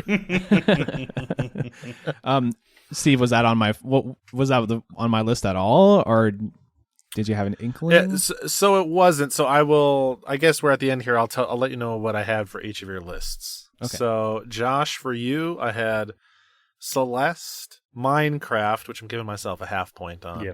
Night in the Woods, and your fourth spot was hard for me too. So I considered Outer Wilds, but I thought that you're too nice of a guy. You probably would get out of my way, which you did not. I'm just a jerk. I respect you bringing that over. It's actually good that people see that we overlap in our tastes. Yeah, so I gave you To the Moon as your fourth pick. It's kind of like, I feel like someone's going to bring it, so maybe it's going to be Josh. It was. I'll say that's one of my honorable mentions was To the Moon or Finding Paradise. Both of those were on mine. I'm like, both of those, I loved quite a bit. So yeah, and not that me and Seth don't have the capacity to feel, but of the three of us, you're the most hard on your sleeve guy. So I thought you'd be the one who would bring that one. But Outer Wilds has the hard on your sleeve element to it too. It's so yeah, 100%. And then, Seth, for you, I had Gungeon, Death's Door, Hollow Knight, and Inscryption. Oh, yeah. So I'm surprised Hollow Knight wasn't on yours. That's the one I was thinking of for your fourth. Dang, I didn't even write Hollow Knight down for my honorable mentions, but it absolutely is one. I will say right now that Hollow Knight would not have made my Mount Rushmore because I don't feel personally like I'm like a Metroidvania gated exploration guy. Like, it's just I love them. I'll play them whenever I see them, but I think that I want, I'm into that 2D action, platformer. I certainly, but not specifically to that depth, I guess, or whatever. But yeah, I mean, obviously Hollow Knight is absolutely incredible. I think that I was trying to expand a little bit beyond just like, here's my 4 favorite indie games, right? Like, because I do love Hollow Knight, and it deserves to be the Mountest of Mount Rushmore, of course, but yeah, wasn't on mine. So I'm going to mention, I don't have a list. Josh, I think that I would have guessed yours if I did list them out pretty much almost to the T. I don't know what I would have put for in like Outer Wilds. I would have to think about. I knew the 3, right? I guess Minecraft, but those other the first 3 I would have guessed correctly, and then I don't know if I really thought about what your fourth would be. Steve, I'm quite surprised. I don't know what it would have been, but I'm quite surprised there is no mention of a 3D platformer. So I was trying to find where I felt like it would fit in, and I was realizing that I love 3D platformers, but I think most of my favorite ones are AAA Triple 3D A. platformer. Yeah. So I couldn't find an indie one. The closest I got was Tinykin, which is like almost could have been on there, but it's like, and again, Tinykin is an amazing game, one of my all-time favorites. But you have to look at Super Meat Boy, Tunic, Outer Wilds, and be like, what does Tinykin replace? And that is where it got really hard. I would have guessed that. Personally, I would have guessed that Tunic would have been left off your list, and you would have had enough of that in Outer Wilds, and then brought Tinykin or something, right? Like, there's enough crossover there that you would have brought. But that was just my thinking process when thinking about what you guys... Because I had to think about what you guys would bring, so I wouldn't cross over with what you guys were bringing. I thought that To the Moon would be on the cusp of yours as well, Steve. It is. So I didn't want to put it on the list. But speaking of that, Josh, you asked what that game was for me that I actually have on my list. And that is a game that we already mentioned, A Space for the Unbound. Okay. Yeah. I mean, that makes sense. We loved it. I know we both... If in a different universe, we would have crossed over on that one, right? Basically. Right. Yeah. I was nervous about that crossover a little bit, but also, like, To the Moon and A Space for the Unbound do things that very similar in a lot of different ways. I mean, they're very different looking and playing games, but the point of them is very similar, right? To make you cry. To me, yes, right. And To the Moon is just a bit more concise and gets you there. The timing of it is a bit better, but then the gameplay part of A Space for the Unbound is like kind of just completely destroys To the Moon. Like, there's actually stuff to do in A Space for the Unbound versus To the Moon, you're just kind of walking, but yeah. So one that I was had on my original for when I was just jotting them down, trying to figure it out, that I swapped out for Night in the Woods was Katana Zero. Like, that's one that that game's so good and sticks with me too. Like, I really like that game. But like, and then I was thinking about it more, and I'm like, yeah, Night in the Woods edges it out because of that narrative, that narrative element. So I swapped it out. So this was like one of the hardest, I think, lists I've made in a long time, I would say. Yeah. 4 games is tough. You feel the weight of the games that you left off. I had, not on my final list, but in like my phone notes as I was like working out what mine and the two of yours would be, I had a note for Josh that said something vibey I'm not thinking of. So I was trying to be like, all right, what left field pick is he going to bring that I didn't anticipate? And then Seth, for yours, I had just like an idle thought written down that was like, needs like missing something emotional, because I was like, Gungeon, Test or Hollow Knight, Inscryption, that's 4 kind of like rock and roll type of games. Like, there's nothing soft. There's nothing. Are they all Devolver games? They might be. Other than Hollow Knight. Hollow Knight's not, but yeah. Yeah, for Seth, I was thinking maybe Meg's Monster, because I know you really like that one too. To the Moon or Meg's Monster or like, I didn't think you would bring Bear's Restaurant, but like something like that I had written down as the potential candidates. Like, there's probably going to be spot for one of these, but I was like, I don't know. Right. Well, we're here now, so I'll tell you guys what I have written down for my honorable mention. What you guys a lot of the games you guys just mentioned, I don't know why I didn't think of. I think for me, it was like, okay, what is the most top of mind? What am I thinking about a lot? And then on top of that, which of these games are show a lot of diversity and hopefully my gameplay, what I enjoy in games, right? So, Steve, Inscryption is on my honorable mention. There we go. But I feel like we talked about Inscryption to death, and I also feel like if I said, yeah, Inscryption's on my Mount Rushmore, anybody out there that hasn't played it wouldn't know why, right? True. So, like, what do I say? I'm like, yeah, it's there. Yeah. Go play it if you want to find out. DM me and I'll tell you why. Yeah, exactly. So that's why that one got left off. A Space for the Unbound is now switched down, but To the Moon was on my honorable mention originally. Those have now flipped. Sea of Stars is on my honorable mention because I think that of all the indie games I've played, that is probably, if not the best, one of the best, and like super top of mind too for an RPG. And I want everyone out there to know that while I might not always bring turn-based RPGs to this show because they are chunky, I love them. I've always loved them. I'll play around with a Final Fantasy or Dragon Quest any day of the week, and Chrono Trigger, right? Yep. Sea of Stars is that, right? It's absolutely incredible. Sounds incredible. Looks incredible. And my final one, I believe, the newest one, is Animal Well. Another reason I didn't say that one is because it's kind of like Inscryption. It's like, I love it. Go play it. Yeah. Yay. So, like, what do you say about it? I feel like I had almost like a soft rule to leave out 2024 stuff. I don't know if that's just in an interest of preserving next episode's conversation and the GOTY discussions, but yeah, man, it's been a good year. I'll just say that. It's been crazy. I'm not. I said at the beginning, these aren't necessarily our very most favorite indie games. So Animal Well being on it wouldn't have been like, oh, it's definitely it. But Animal Well, and to kind of cover that Metroidvania, that would have done that too, right? With the Hollow Knight.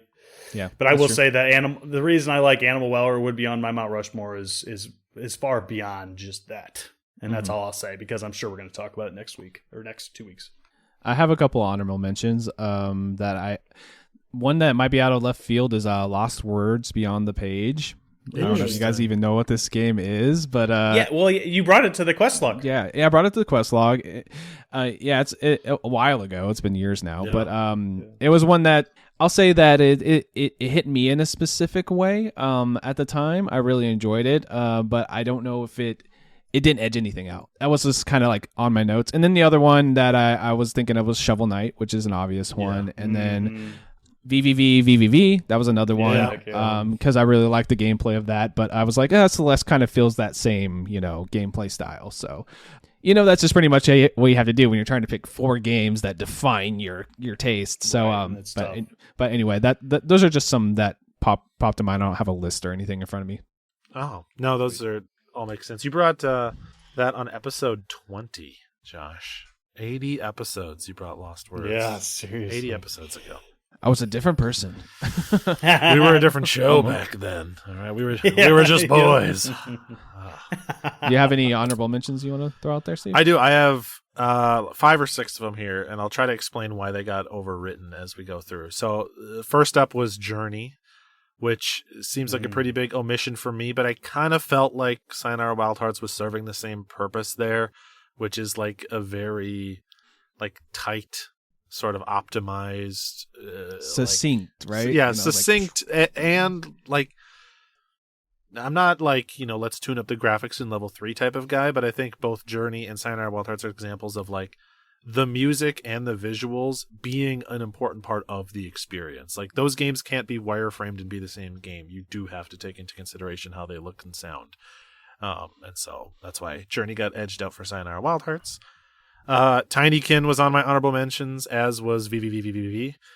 Both of those got bumped out for Super Meat Boy because I was like, well, I gotta have a platformer of some kind in there, and I went with Super Meat Boy because I do really like the sort of execution style of it. VVVVVV is the same type of thing, but I think I like Super Meat Boy just a little bit more, so I went with my personal favorite on that. And then Tinykin. I love a 3D platformer, but most of the ones that I really think back on fondly, I mean, Tinykin is one of them, but it's the Mario 64s and the Astrobots and stuff like that. So right.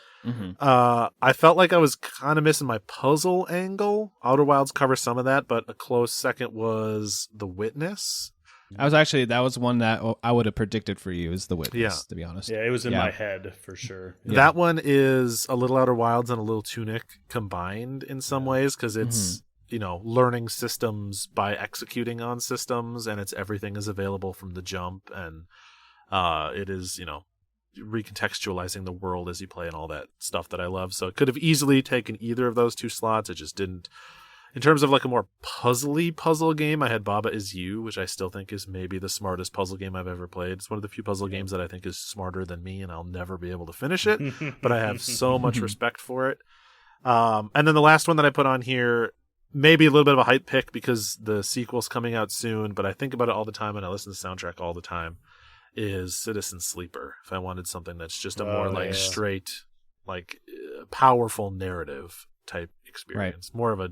More of a Josh-ass game, but we all got a little Josh inside us, you know what I mean? Yeah.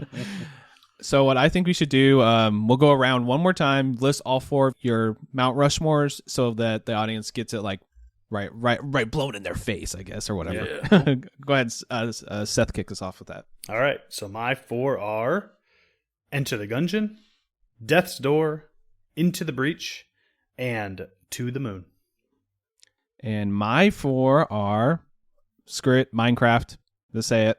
We'll just say Minecraft. And then what was it? Night in the Woods, Celeste, and Outer Wilds.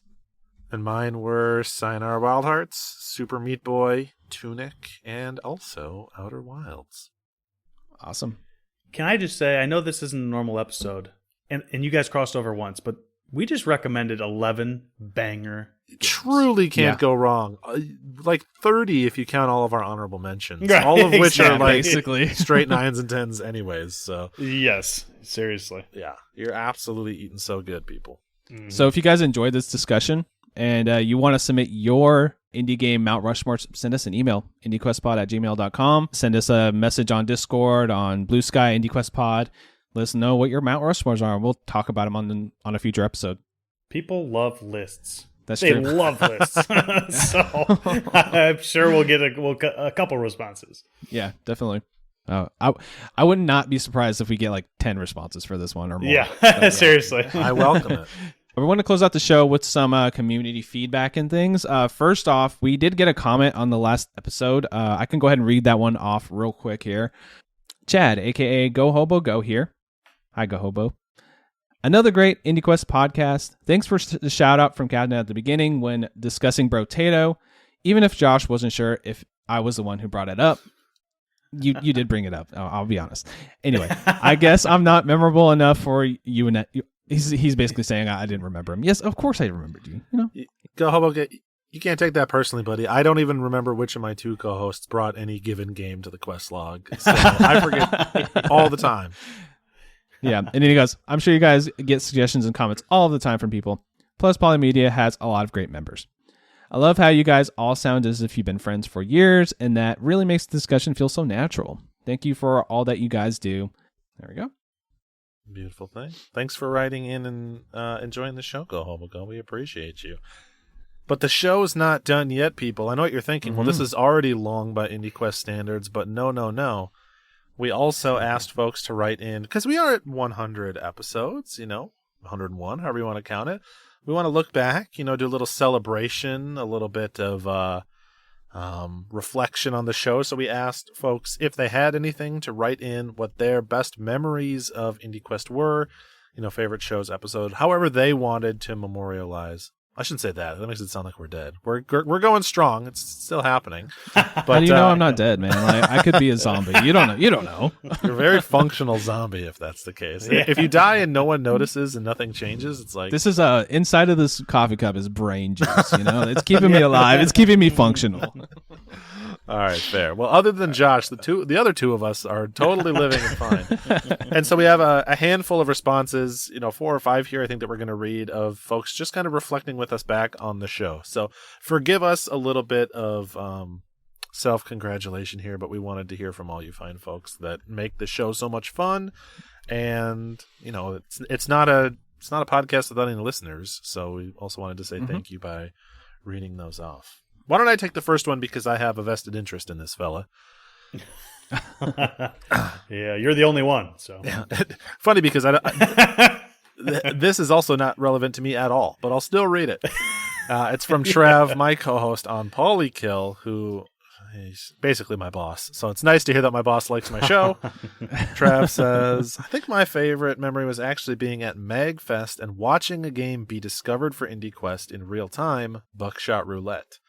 Our buddy Tim, lovable but certainly a pain in the ass, has a weird knack for finding a game an entire group of people will love. It was fun to see Drachma get exposed to the game in the way Tim's exposed me to lots of weird, lovable games, and then make it on the show. I got to watch an IQ egg hatch. Drachma went from, LOL, what the F is this bullshit, Tim, to let's make our own version back at the Airbnb. They weren't able to find a gun, thankfully, so they used cards and beads or something. So you'll have to speak to that one. I wasn't there, but it sounds like a wonderful memory. That is pretty much verbatim exactly how it went. We were chilling, waiting to go back down to the merch floor or go listen to some wonderful music. I'll give a shout out here. Anybody that out there that has not gone to MagFest before, do yourself a favor and at least go once. It's a wonderful time. But yeah, we were chilling in the hotel room waiting, and Tim's like, Tim has this game on his laptop hooked up to the TV, And I'm like, what the heck is this game? It's like so grainy and like it looks like a PS1 game or something. Like, what are we playing here? And he tells Briz to come down, sit, and take his turn and play it. And we're like counting out, like we've got different things that we're counting out, so we remember how many shells or how many loads or loaded and unloaded shells are in this gun. And it's like, wow, that's so unique and weird. Like I've never seen a game like it. I'm like, and then as we're sitting there, I'm like, oh my god, this is kind of actually really cool. I actually really like this. So then as soon as we got back to the house, I downloaded it on my laptop because I had brought my laptop, and then like half the house played that game by the time it was all said and done. That's awesome. And back then, I don't know how Tim found it because it was only on itch. I don't know that it was necessarily all that popular at that time, but now, I mean, all this time later, Buckshot Roulette, I think, was nominated for something at the Game Awards and has like a crazy 100,000 or something reviews on Steam. Yeah. So kind of cool to go from what the heck is this game to is this the most popular game of 2024? Possibly. other than Balatro. Awesome. Yeah. So yeah, very cool. Sweet. Oh man, the next one is so daunting. It's such a long email. Do you want me to take it on? I can. It's something. I can take. How about we do like a little bit of round robin? Yeah. We'll each take like 3 or something. Why don't we just go around, trade off every one? And each game? Yeah, just okay. each take. Okay, that sounds good. You can go ahead and kick us off then. Yeah. Cool. So this is from Weedo.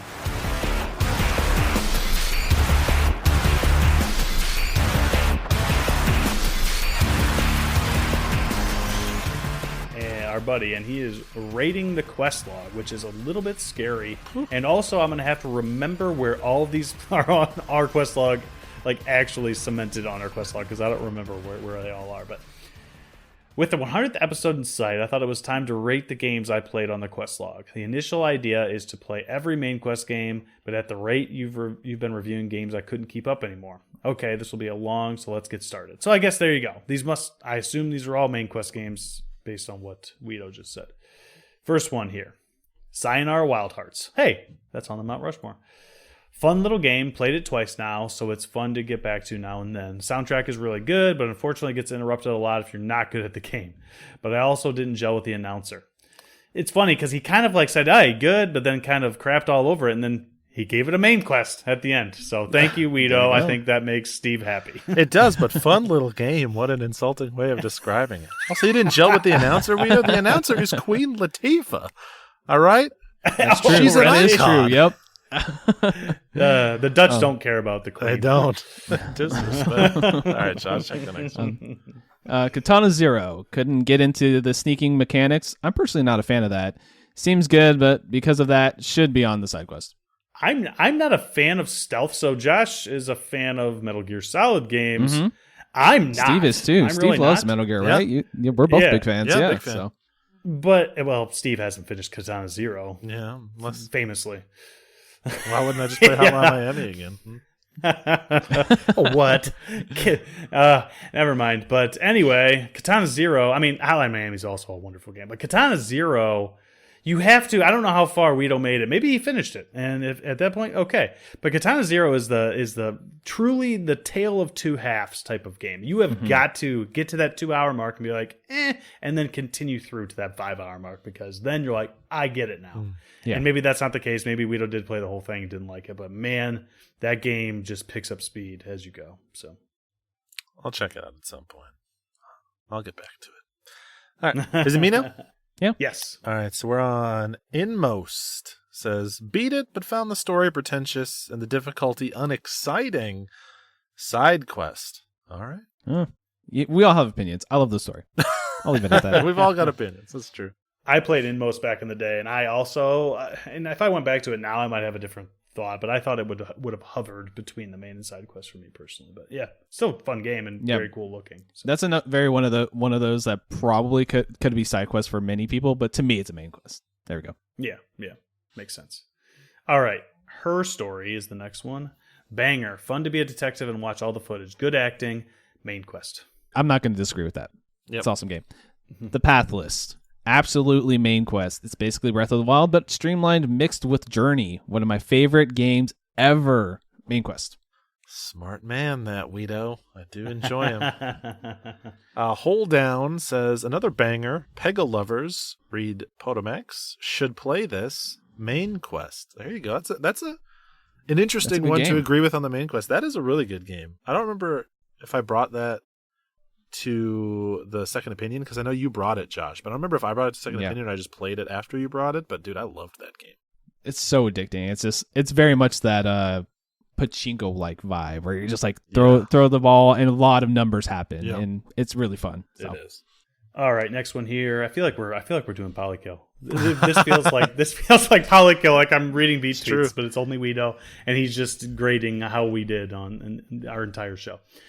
Braid, classic, overly pretentious but brilliant game. Puzzles are sometimes way too difficult or annoying though. Therefore, side quest. I feel like Braid is, and I could be wrong. I've not played Braid personally, and that's one that's a big backlog thing for me. But I feel like it is kind of the time a little bit. Yeah, maybe. It is. I know that they just came, like an HD remake just came out, but yeah. So You also could read that exact same line of text for The Witness or Braid, and it would be exactly the same either way. Okay. But I also would say it's a main quest, so get wrecked. Yeah, I mean, I would agree that Braid is that just registered in my brain. Get wrecked. I would agree that Braid has some puzzles that can be a little grating and frustrating, but I would put it on a main quest. That's my opinion, though. Shovel Knight looks like a classic game and plays like a classic game. I think this is probably going to be the most. We'll see what people think of this one. Until you find upgrades in the game and difficulty completely falls apart. Started this 3 times, and every time when I was at 50%, I lost interest. It's overrated. Side quest. I don't know about that one. I don't know that the world agrees with you there, Weedo. But yeah, he threw the bucket into the water. We'll let the sharks make their decision on that one. My comment is play Spectre of Torment if you don't like the main Shovel Knight. I gotta go back. That's all I'll say. Was that you that was just tweeting about how hype it is? I was seeing that and I was like, man, I gotta go back and do those other campaigns. It's so good, man. Like if you like Shovel Knight's great. I like it a lot. It's probably 9 out of 10. I would say Spectre of Torment is a 10 out of 10. There we go. That doesn't sound like a side quest to me, Weedo. Anyways. We got Disc Room says, biased, but I love how this game doesn't waste your time. Just arcade-style action with a surprisingly large amount of variety within a small concept of dodging discs. Main quest. Yeah, that's one. I haven't played this. It's a good game. Yeah, I know it seems really fun, but I haven't played it. I main quested it, so I agree. Steve, why don't you just take the next one? I know you want to. So all right. He says, Outer Wilds, best game in the quest log, main quest. Weedo's back in the game, baby. He was out with that Shovel Knight, but he's back in now. Steve's like, you know what, Weedo? Maybe I don't like Shovel Knight that much. I'm not loving it. All right, next one here. Donut County. Fun little game, way too short, surprisingly funny story, but I hope for actual puzzles side quest. I would say that one could probably go either way. Yeah. I think I brought that one, and I just really liked the humor in it, and it really resonated with me, and I thought it was a fun game, so yeah. It feels like main quest and side quest are both correct answers for that one, so sure. Yeah. Journey, a classic. Everyone needs to play this. Amazing visuals and music. Main quest. I mean, there we go. Can't disagree with that. No. Hard to. Ooh, Undertale says, tried it twice and played like some kind of dollar store game. Couldn't get into it, and I tried hard. Side quest. I don't know where you start with something like that. That is absolutely vicious. Have you heard that soundtrack, Weedo? I'm so happy that I didn't read all this beforehand because this raw experience is really doing it for me. Man. Oof. All right. No, but all right. No, but okay. Oh, this is making me laugh. Bare minimum, Weedo, I'm getting a fantastic laugh out of this. All right. Crumble. This was He's getting meaner as he goes. He says, why is this on the list? Game barely functions. And that's it. This is not a questlog game at all, in Weedo's opinion. I don't know. You don't ask me. I don't know what happened there. It deserves to be on the questlog, certainly. I maybe would have side quested it, but like says game barely functions. I don't remember there being that many issues with it. I played it and it seemed fine to me. Yeah, I think that in hindsight, that was one that, I don't know, I just came right off of it, and I was like, that was awesome. I had a good time. And I just threw it on the main quest without thinking too hard about it. That's one of those times, and I probably would put it on a side quest now. But hey, it deserves to be on there. Can't change a Google Sheet. What are you going to do? Just so you know, Josh, that is sitting in my library waiting for a second opinion someday. Oh, that would be a good second opinion. I keep joking about it. You constantly say it should be. So I'm like, I'm waiting for a sale and I'm buying that thing and we're going to find out. Okay, sounds good. What the golf? The golf pun got old quick for me. I was glad when I rolled credits. Got bored with it quickly. Side quest. This is the golf pun. The game's like 200 levels and all of them are different golf puns. You write 200 golf jokes and try to make them all funny. I feel like Guido just wanted to get roasted. He's just hit me with it. I'm gonna make fun of you, and you can make fun of me. It's true. To your average listener out there, I will say Guido is a good friend, and he'll take it in stride. And we love Guido. So yes, yeah. We're not just absolutely tearing apart some random listener of the show. We don't know. This is all in good fun. He's throwing these opinions at us, and so it's only fair that we throw them back. Yep. Who's up? Was it me? You. Yeah. Yep. Before Your Eyes says, great unique experience, main quest worthy, just because of that. I agree. There's no other game like it. So good it's on the main quest twice. I know. I was going to say that. The only game on the quest log twice. Yep, because of me. All right. Into the Breach. I just talked about this one a little bit. 40 chess. Pretty difficult game, but it is a banger. I'm not smart enough to beat it, but I enjoyed it a lot. Main quest. I'm just going to sit here and say once more, I already said it. I said it, I think, when I brought it to the episode, which I think was like my second episode ever. But then I also said it recently on this very episode. Anybody who's played it and like, man, that's too hard. Just play on easy. Forget your pride. You'll learn, and then you'll move on. That's the way to do it. Yeah. So. To the Moon. Good story told in an engine which falls apart. I honestly would have liked it more as a book because the gameplay, quote unquote, was annoying AF. Side quest. Oh, I pretty much take issue with every sentence here. Like, it would not work as a book. Are you kidding me? The visuals are so important. The music is so important to that game. Yeah, that final track. Ooh.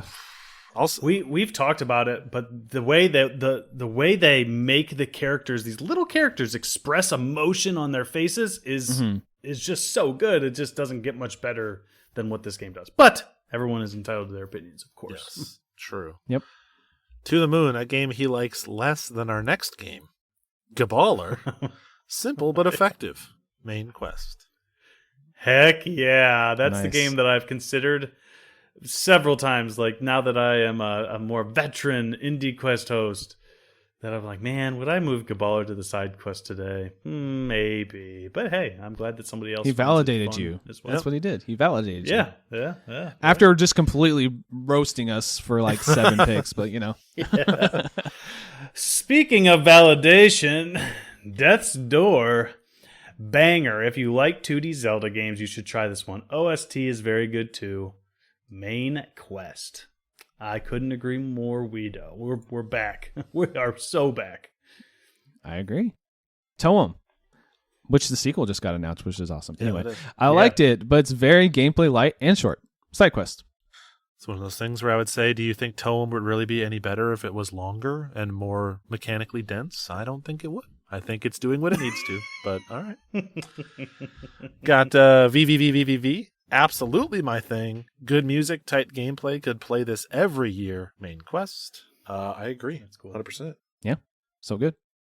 All right. Next one. Oneshot, which is, I think about this game all the time because it's one of those games. And I remember neither of you knew what this game was, but then I found out since I played it, like, oh, this game is actually like extremely popular, which is just kind of, it's one of those things. But interesting game with some fourth wall breaking mechanics. Main quest.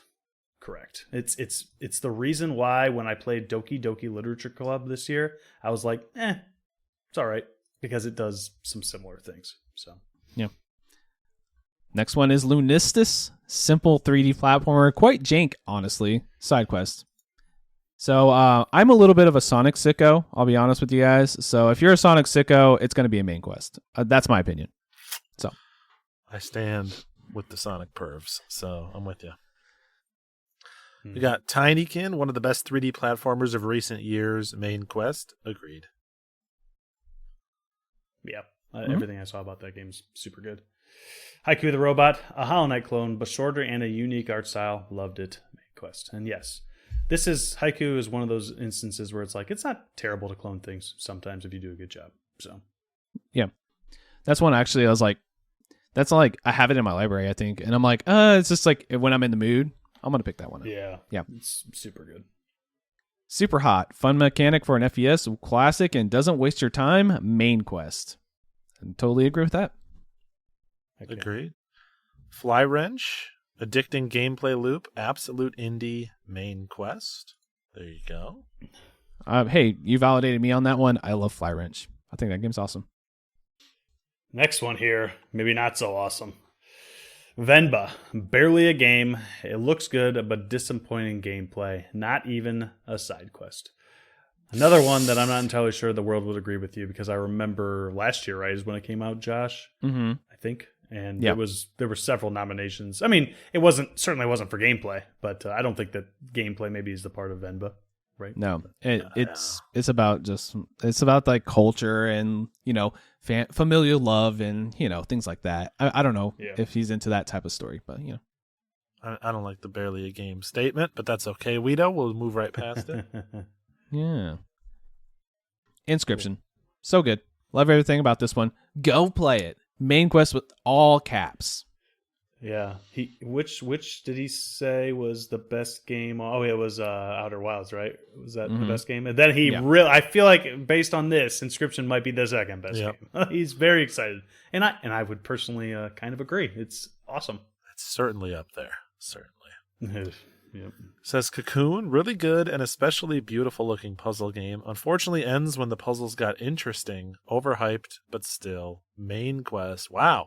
Was not expecting to see a main quest at the end of that 2-sentence review, but all right. Mm-hmm. That was my game of the year for last year. I loved it. I mean, it is short, but sometimes short isn't terrible. But all right, Celeste. Very fun and beautiful classic style platformer. Classic. Not even as hard as people say it is. Main quest. I would agree with that. It's not. Yeah. It is hard. Once you get it though, and if you're not going for strawberries, especially, it's not terrible. So I obviously love that game. Like the main story is doable by anybody, I would say, and pretty solid. Mm-hmm. If you get the B sides, woof, and then C sides, it's like, oh my god, this is a painful gauntlet. So yeah, right. the game slowly gets harder if you try to dig deeper, basically. Anyway, Firewatch, best walking simulator main quest. This ends up being a lot to read. Anyway, yeah, I agree. Firewatch is awesome. It is awesome. I don't know how you think that it's a main quest, but then you think Venba's barely a game. All right, Weedo? You seem like you're not lining up so much. Seems like you understand that not every game needs, mechanical depth, and yet come Venba clock, you forget your own lessons. All right? Yep. I haven't even played Venba. He's like, quit attacking Venba, a game that I've never even looked into. All right. We got Monument Valley, cool looking game series, but no challenge in the puzzles. Side quest. I just played 3, and I do agree that I wish these games were just a little harder, but I would still put that on the main quest. I just think it's a great package.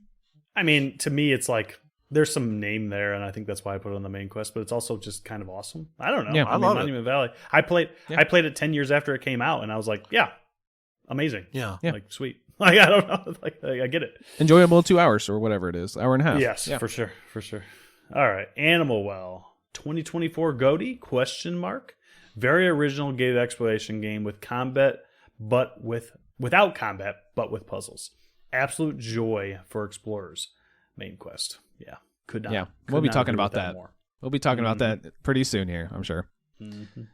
Lorelei and the Laser Eyes. 2024 Game of the Year. Again. Great atmosphere. Love the puzzles. Main quest. That's one I'm not going to have time for, and I'm kind of sad about it, but I'll get to it. Smart man, that Weedo. I've never disagreed with him before. Says Leap Year, amazing Metroidvania, but too short and simple, so side quest. All right. I agree with him. I played that this year. Oh, okay. Yeah. I thought it was good. It did what it wanted to do, but I would have put it on a side quest myself. No account for taste. I also played it, and I maybe wasn't as high on it as Steve, but I think it's still main quest. So there we go. There's round it all out. 2v2. Get ready, buddy. Another one though that maybe we all would agree on if Josh would ever play it. I'll play Grunn. it. We'll be talking about it. I'll play it. I promise. I'll promise you guys right now I'll get through that game and play it by next episode. Sweet. Nice. Grunn, a watered down Outer Wilds. Compared to Outer Wilds, every game disappoints, but this game holds its own. A main quest. Yeah. I mean, he's comparing it to a different game, which he says is the best on the quest log. But yeah, I mean, I have not played Outer Wilds, but I personally enjoyed Grunn very much. I think just because it borrows the general gameplay system of Outer Wilds and then uses it to do its own thing, I don't think that we can necessarily say it's just a watered-down Outer Wilds. Is Celeste just a watered-down Super Meat Boy? I mean, there's already been spikes on a platformer, guys. In my opinion, it's kind of a watered-up Super Meat Boy. Oh. I mean, all those games are just 1,001 spikes anyway. All right. Hotline Miami is the last one here. It says, classic. Love everything about this game. I should replay it soon. Main quest. And then I'll wrap up the email real quick. He says, that was a lot. 39. Well, we know. We're here. We read them all. 39 games, 2 removed from the quest log, 12 downgraded to side quest, and quickly, Sludge Life, Bug Snacks, and Minutes should have been main quest. Bye. Interesting. Mm-hmm. I don't know about Minute. I mean, it is very unique concept, but I would maybe side with my Dutch brother here on Bug Snacks, but I think the other two, I don't know. I put Bug Snacks on a side quest, but I can see why it's on a main quest. I like the game. I think it's really cool. I think the whole story and the ending is really awesome. So yeah. Good video game. Thanks, Guido, for writing in. That was a lot of fun, and it must have taken a long time to write. So I appreciate you sitting down and doing all that. Yeah, it was great. Yep, for sure. Who wants to read Mr. Mo 1984's here? I'll do it. Okay, go ahead. I got a little foghorn leghorn there for a second, by the way. Anyway. Yeah. All right, Mr. Mo, good friend of the show. Mr. Mo, friend of the show, says, hey, friends. Yes, friends, that's the first highlight. The others are two others are coincidences. First, when I wrote my email in May 2023, my first email in May 2023, the following episode 58 was a highlight for me because this email was a big part of it. I was really happy about that. I recommended Downwell to you, which Seth brought to this very episode. That was a funny coincidence. Mm-hmm. Well, you've got good taste there, Mr. Mo, so Downwell's is a great game. Yeah. Yes. Second, with Hexagon or Josh brought a 12-year-old game to an OST episode in July this year, which I played for the first time a day before. Again, what a coincidence. I'd never heard of it before. Funny thing was, I thought I'd bring that game to IQ OST if I were a host because of the same reasons Josh brought it up. There you go. Yeah. That's awesome. You love when life works out that way, right? Where you're like, what has happened? What is in the air? All right. Yeah. Mm-hmm. Says, I appreciate you guys and what you do, and I'm happy that your audience is growing faster than the quest log. Look forward to the next 100. Peace, Mo. Mr. Mo, thank you so much for being a listener for as long as you have been and for being a good friend, and thank you for the kind words. We're happy to keep doing it, and we're grateful to have you. Yeah, I'm in his DMs sending him roguelites all the time. I'm like, dude, check this out. Love that guy, so appreciate you sending an email. I'll take somebody else that we love who was actually on the show. I'll take this next email from Potomax. He says, yo. I think he actually sent this to me on Discord, but whatever. My favorite IndieQuest moment of the year was the circle hitter / bullet hill frenzy we got for a couple weeks. And the dev seems super happy of the attention we gave the game. Just a wholesome time all around, and pretty sad I couldn't reach Drachma's score in the end.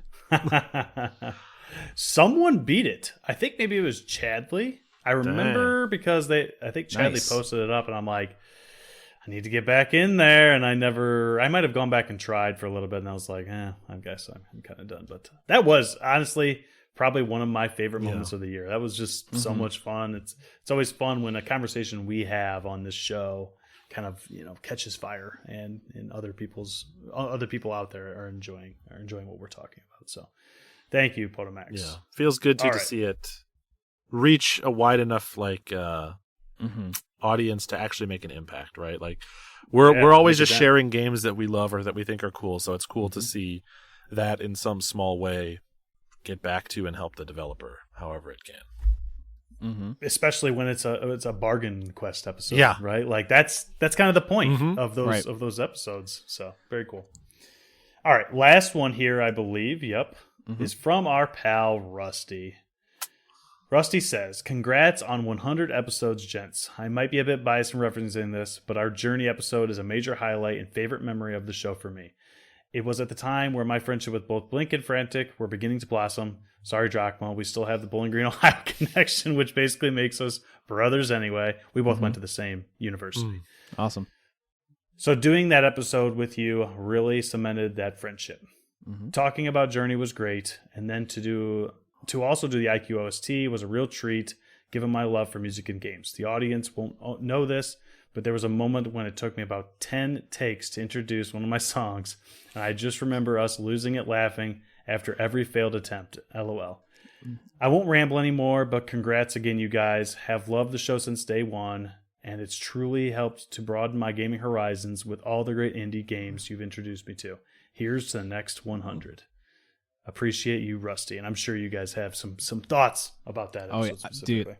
Dude, we could talk a little bit about some of our memories quickly here at the end, but this is one of those ones I will think about and smile. Just remember doing this episode because he was stuttering so bad. And we're like, dude, it's cool. And we're just laughing. It was like just like belly laughs during this part. So I vividly remember that part of that episode. That was back when we used to edit out our mistakes instead of just rolling right through it, Now these days you just get the raw version of us, baby. That's not true, but still. Rusty has become a very good friend of mine over the years since he came on the show. He was a good friend of mine when he came on the show, but to go from 3-4 years ago, him coming on Journey and feeling like, I'm just starting to get to know these guys, and then fast forward several years and he's standing there at my wedding next to you, Seth. So it's like, it's been awesome. And Rusty, I always appreciate you just supporting the show, supporting me, everything that you do.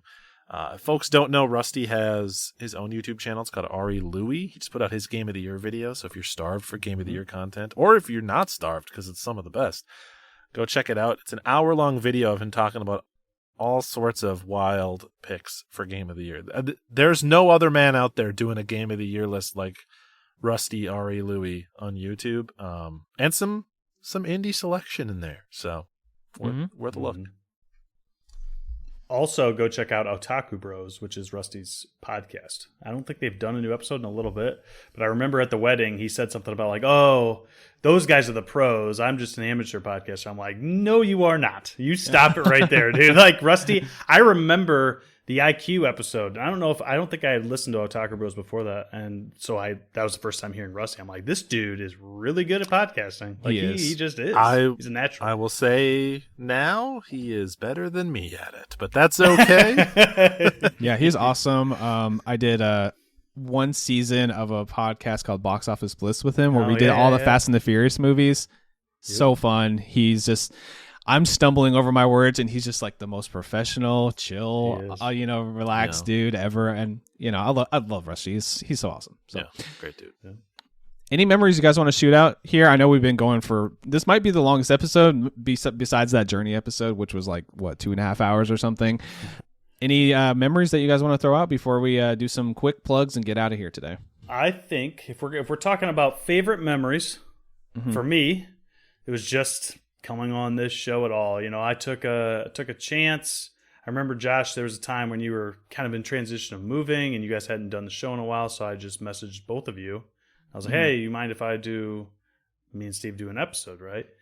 And that has obviously blossomed into, we were all friends beforehand in Polykill Discord, of course, but it's blossomed into, you were two of my best friends, right? Like this is, this is just incredible journey that we've been on to get to this point, and I am excited for every second Sunday to come along, right? So, yeah, very much so.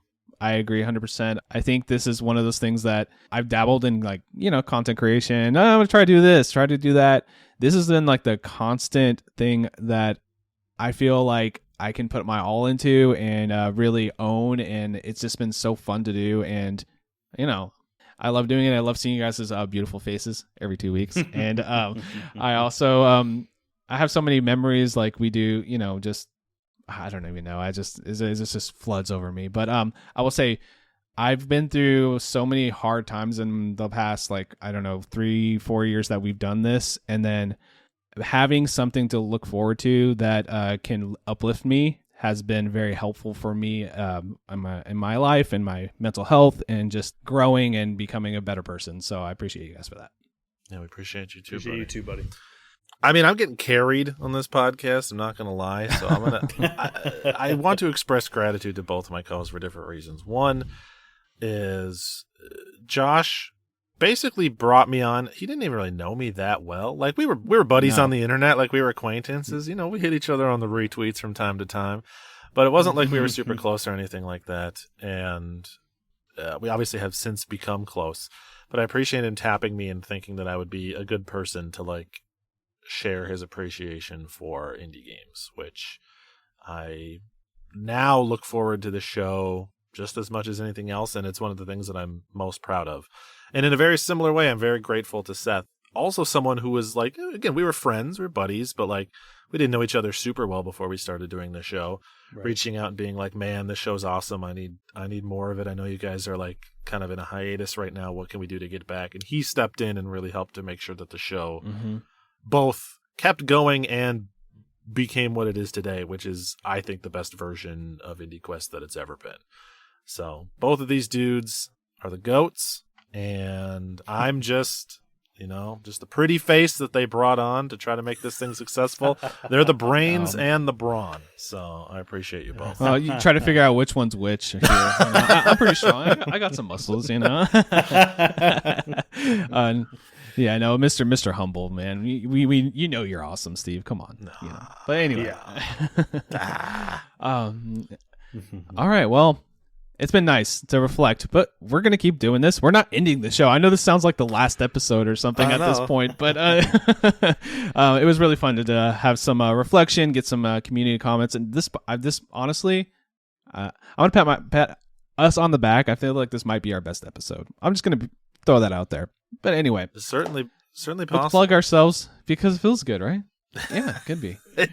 I mean, I will be excited in episode 157 when Steve says, if you are someone who thinks you align with my tastes, I'd be like, and if you want to know what Steve's tastes are, head on back to episode 100 because now we have something, and I like that. Yeah. This is only our best episode until our next episode, which is going to be our 2024 Game of the Year episode. Good one. So stay tuned for that one. I'll tell you now, we're all salivating for this one. It's for the last 2 months, all we've been talking about is our lives are, the headlights are pointed at this episode. So Game of the Year. I'm grateful that these two things are happening back to back. You know what? I'll just do the plugs for us. Hell yeah. You can find Steve at Blinkum on everything, Twitch and Blue Sky. You can find Seth, Captain Drachmo, on Blue Sky, and on the Polymedia Discord. Type in Polymedia on Patreon. I'm doing your thing. I have never done this before. Okay. I ruined it by referencing it. Anyway, go to Patreon, type in Polymedia, subscribe to that tier, get in the Patreon, talk to us. Honestly, really, these people that we read off are people that we know and we talk to every day in that Discord. These are legitimately our friends in that Discord. So go over there, check it out. It's one of my favorite things. I check in there constantly. You'll see me in there. If you DM me or talk to me in there, I will talk to you. So yeah, go over there. Anyway, speaking of Polymedia, there's awesome podcasts, stuff about Goosebumps or whatever. Go to polymedianetwork.com, check it out.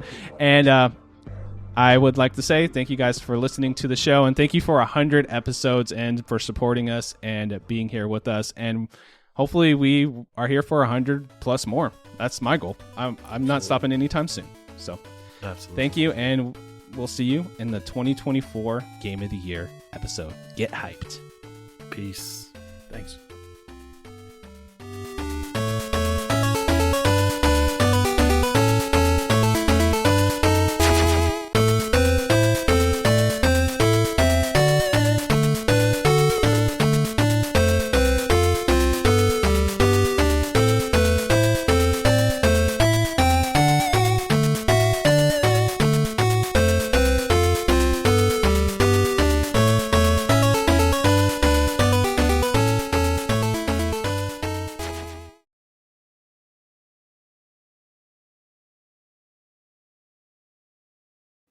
Yeah, then if we have like a clap at the same time, should be real easy to sync. So,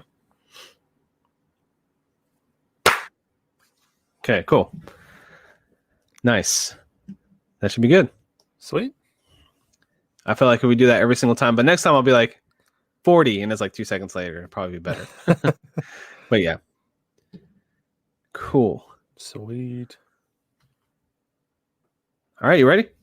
Yeah, let's do this thing. Okay. Intro music. Welcome to IndieQuest, a celebration of the indie and the obscure.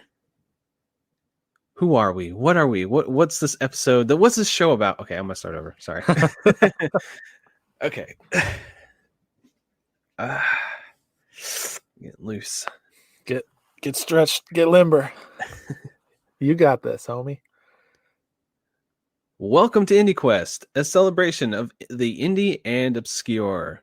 Your podcast all about indie games and celebrating how awesome they are. So, obviously, this is the first episode on the feed here. So, we want to introduce ourselves. We have myself. Online, I'm known as Frantic, or you can just call me Josh. And I love indie games. And I have my guest with me. Hello. Who are you? I am Steve. On the internet, I go by Blink or Blinkoom, depending on where you find me. I also happen to enjoy indie games quite a bit. Sweet.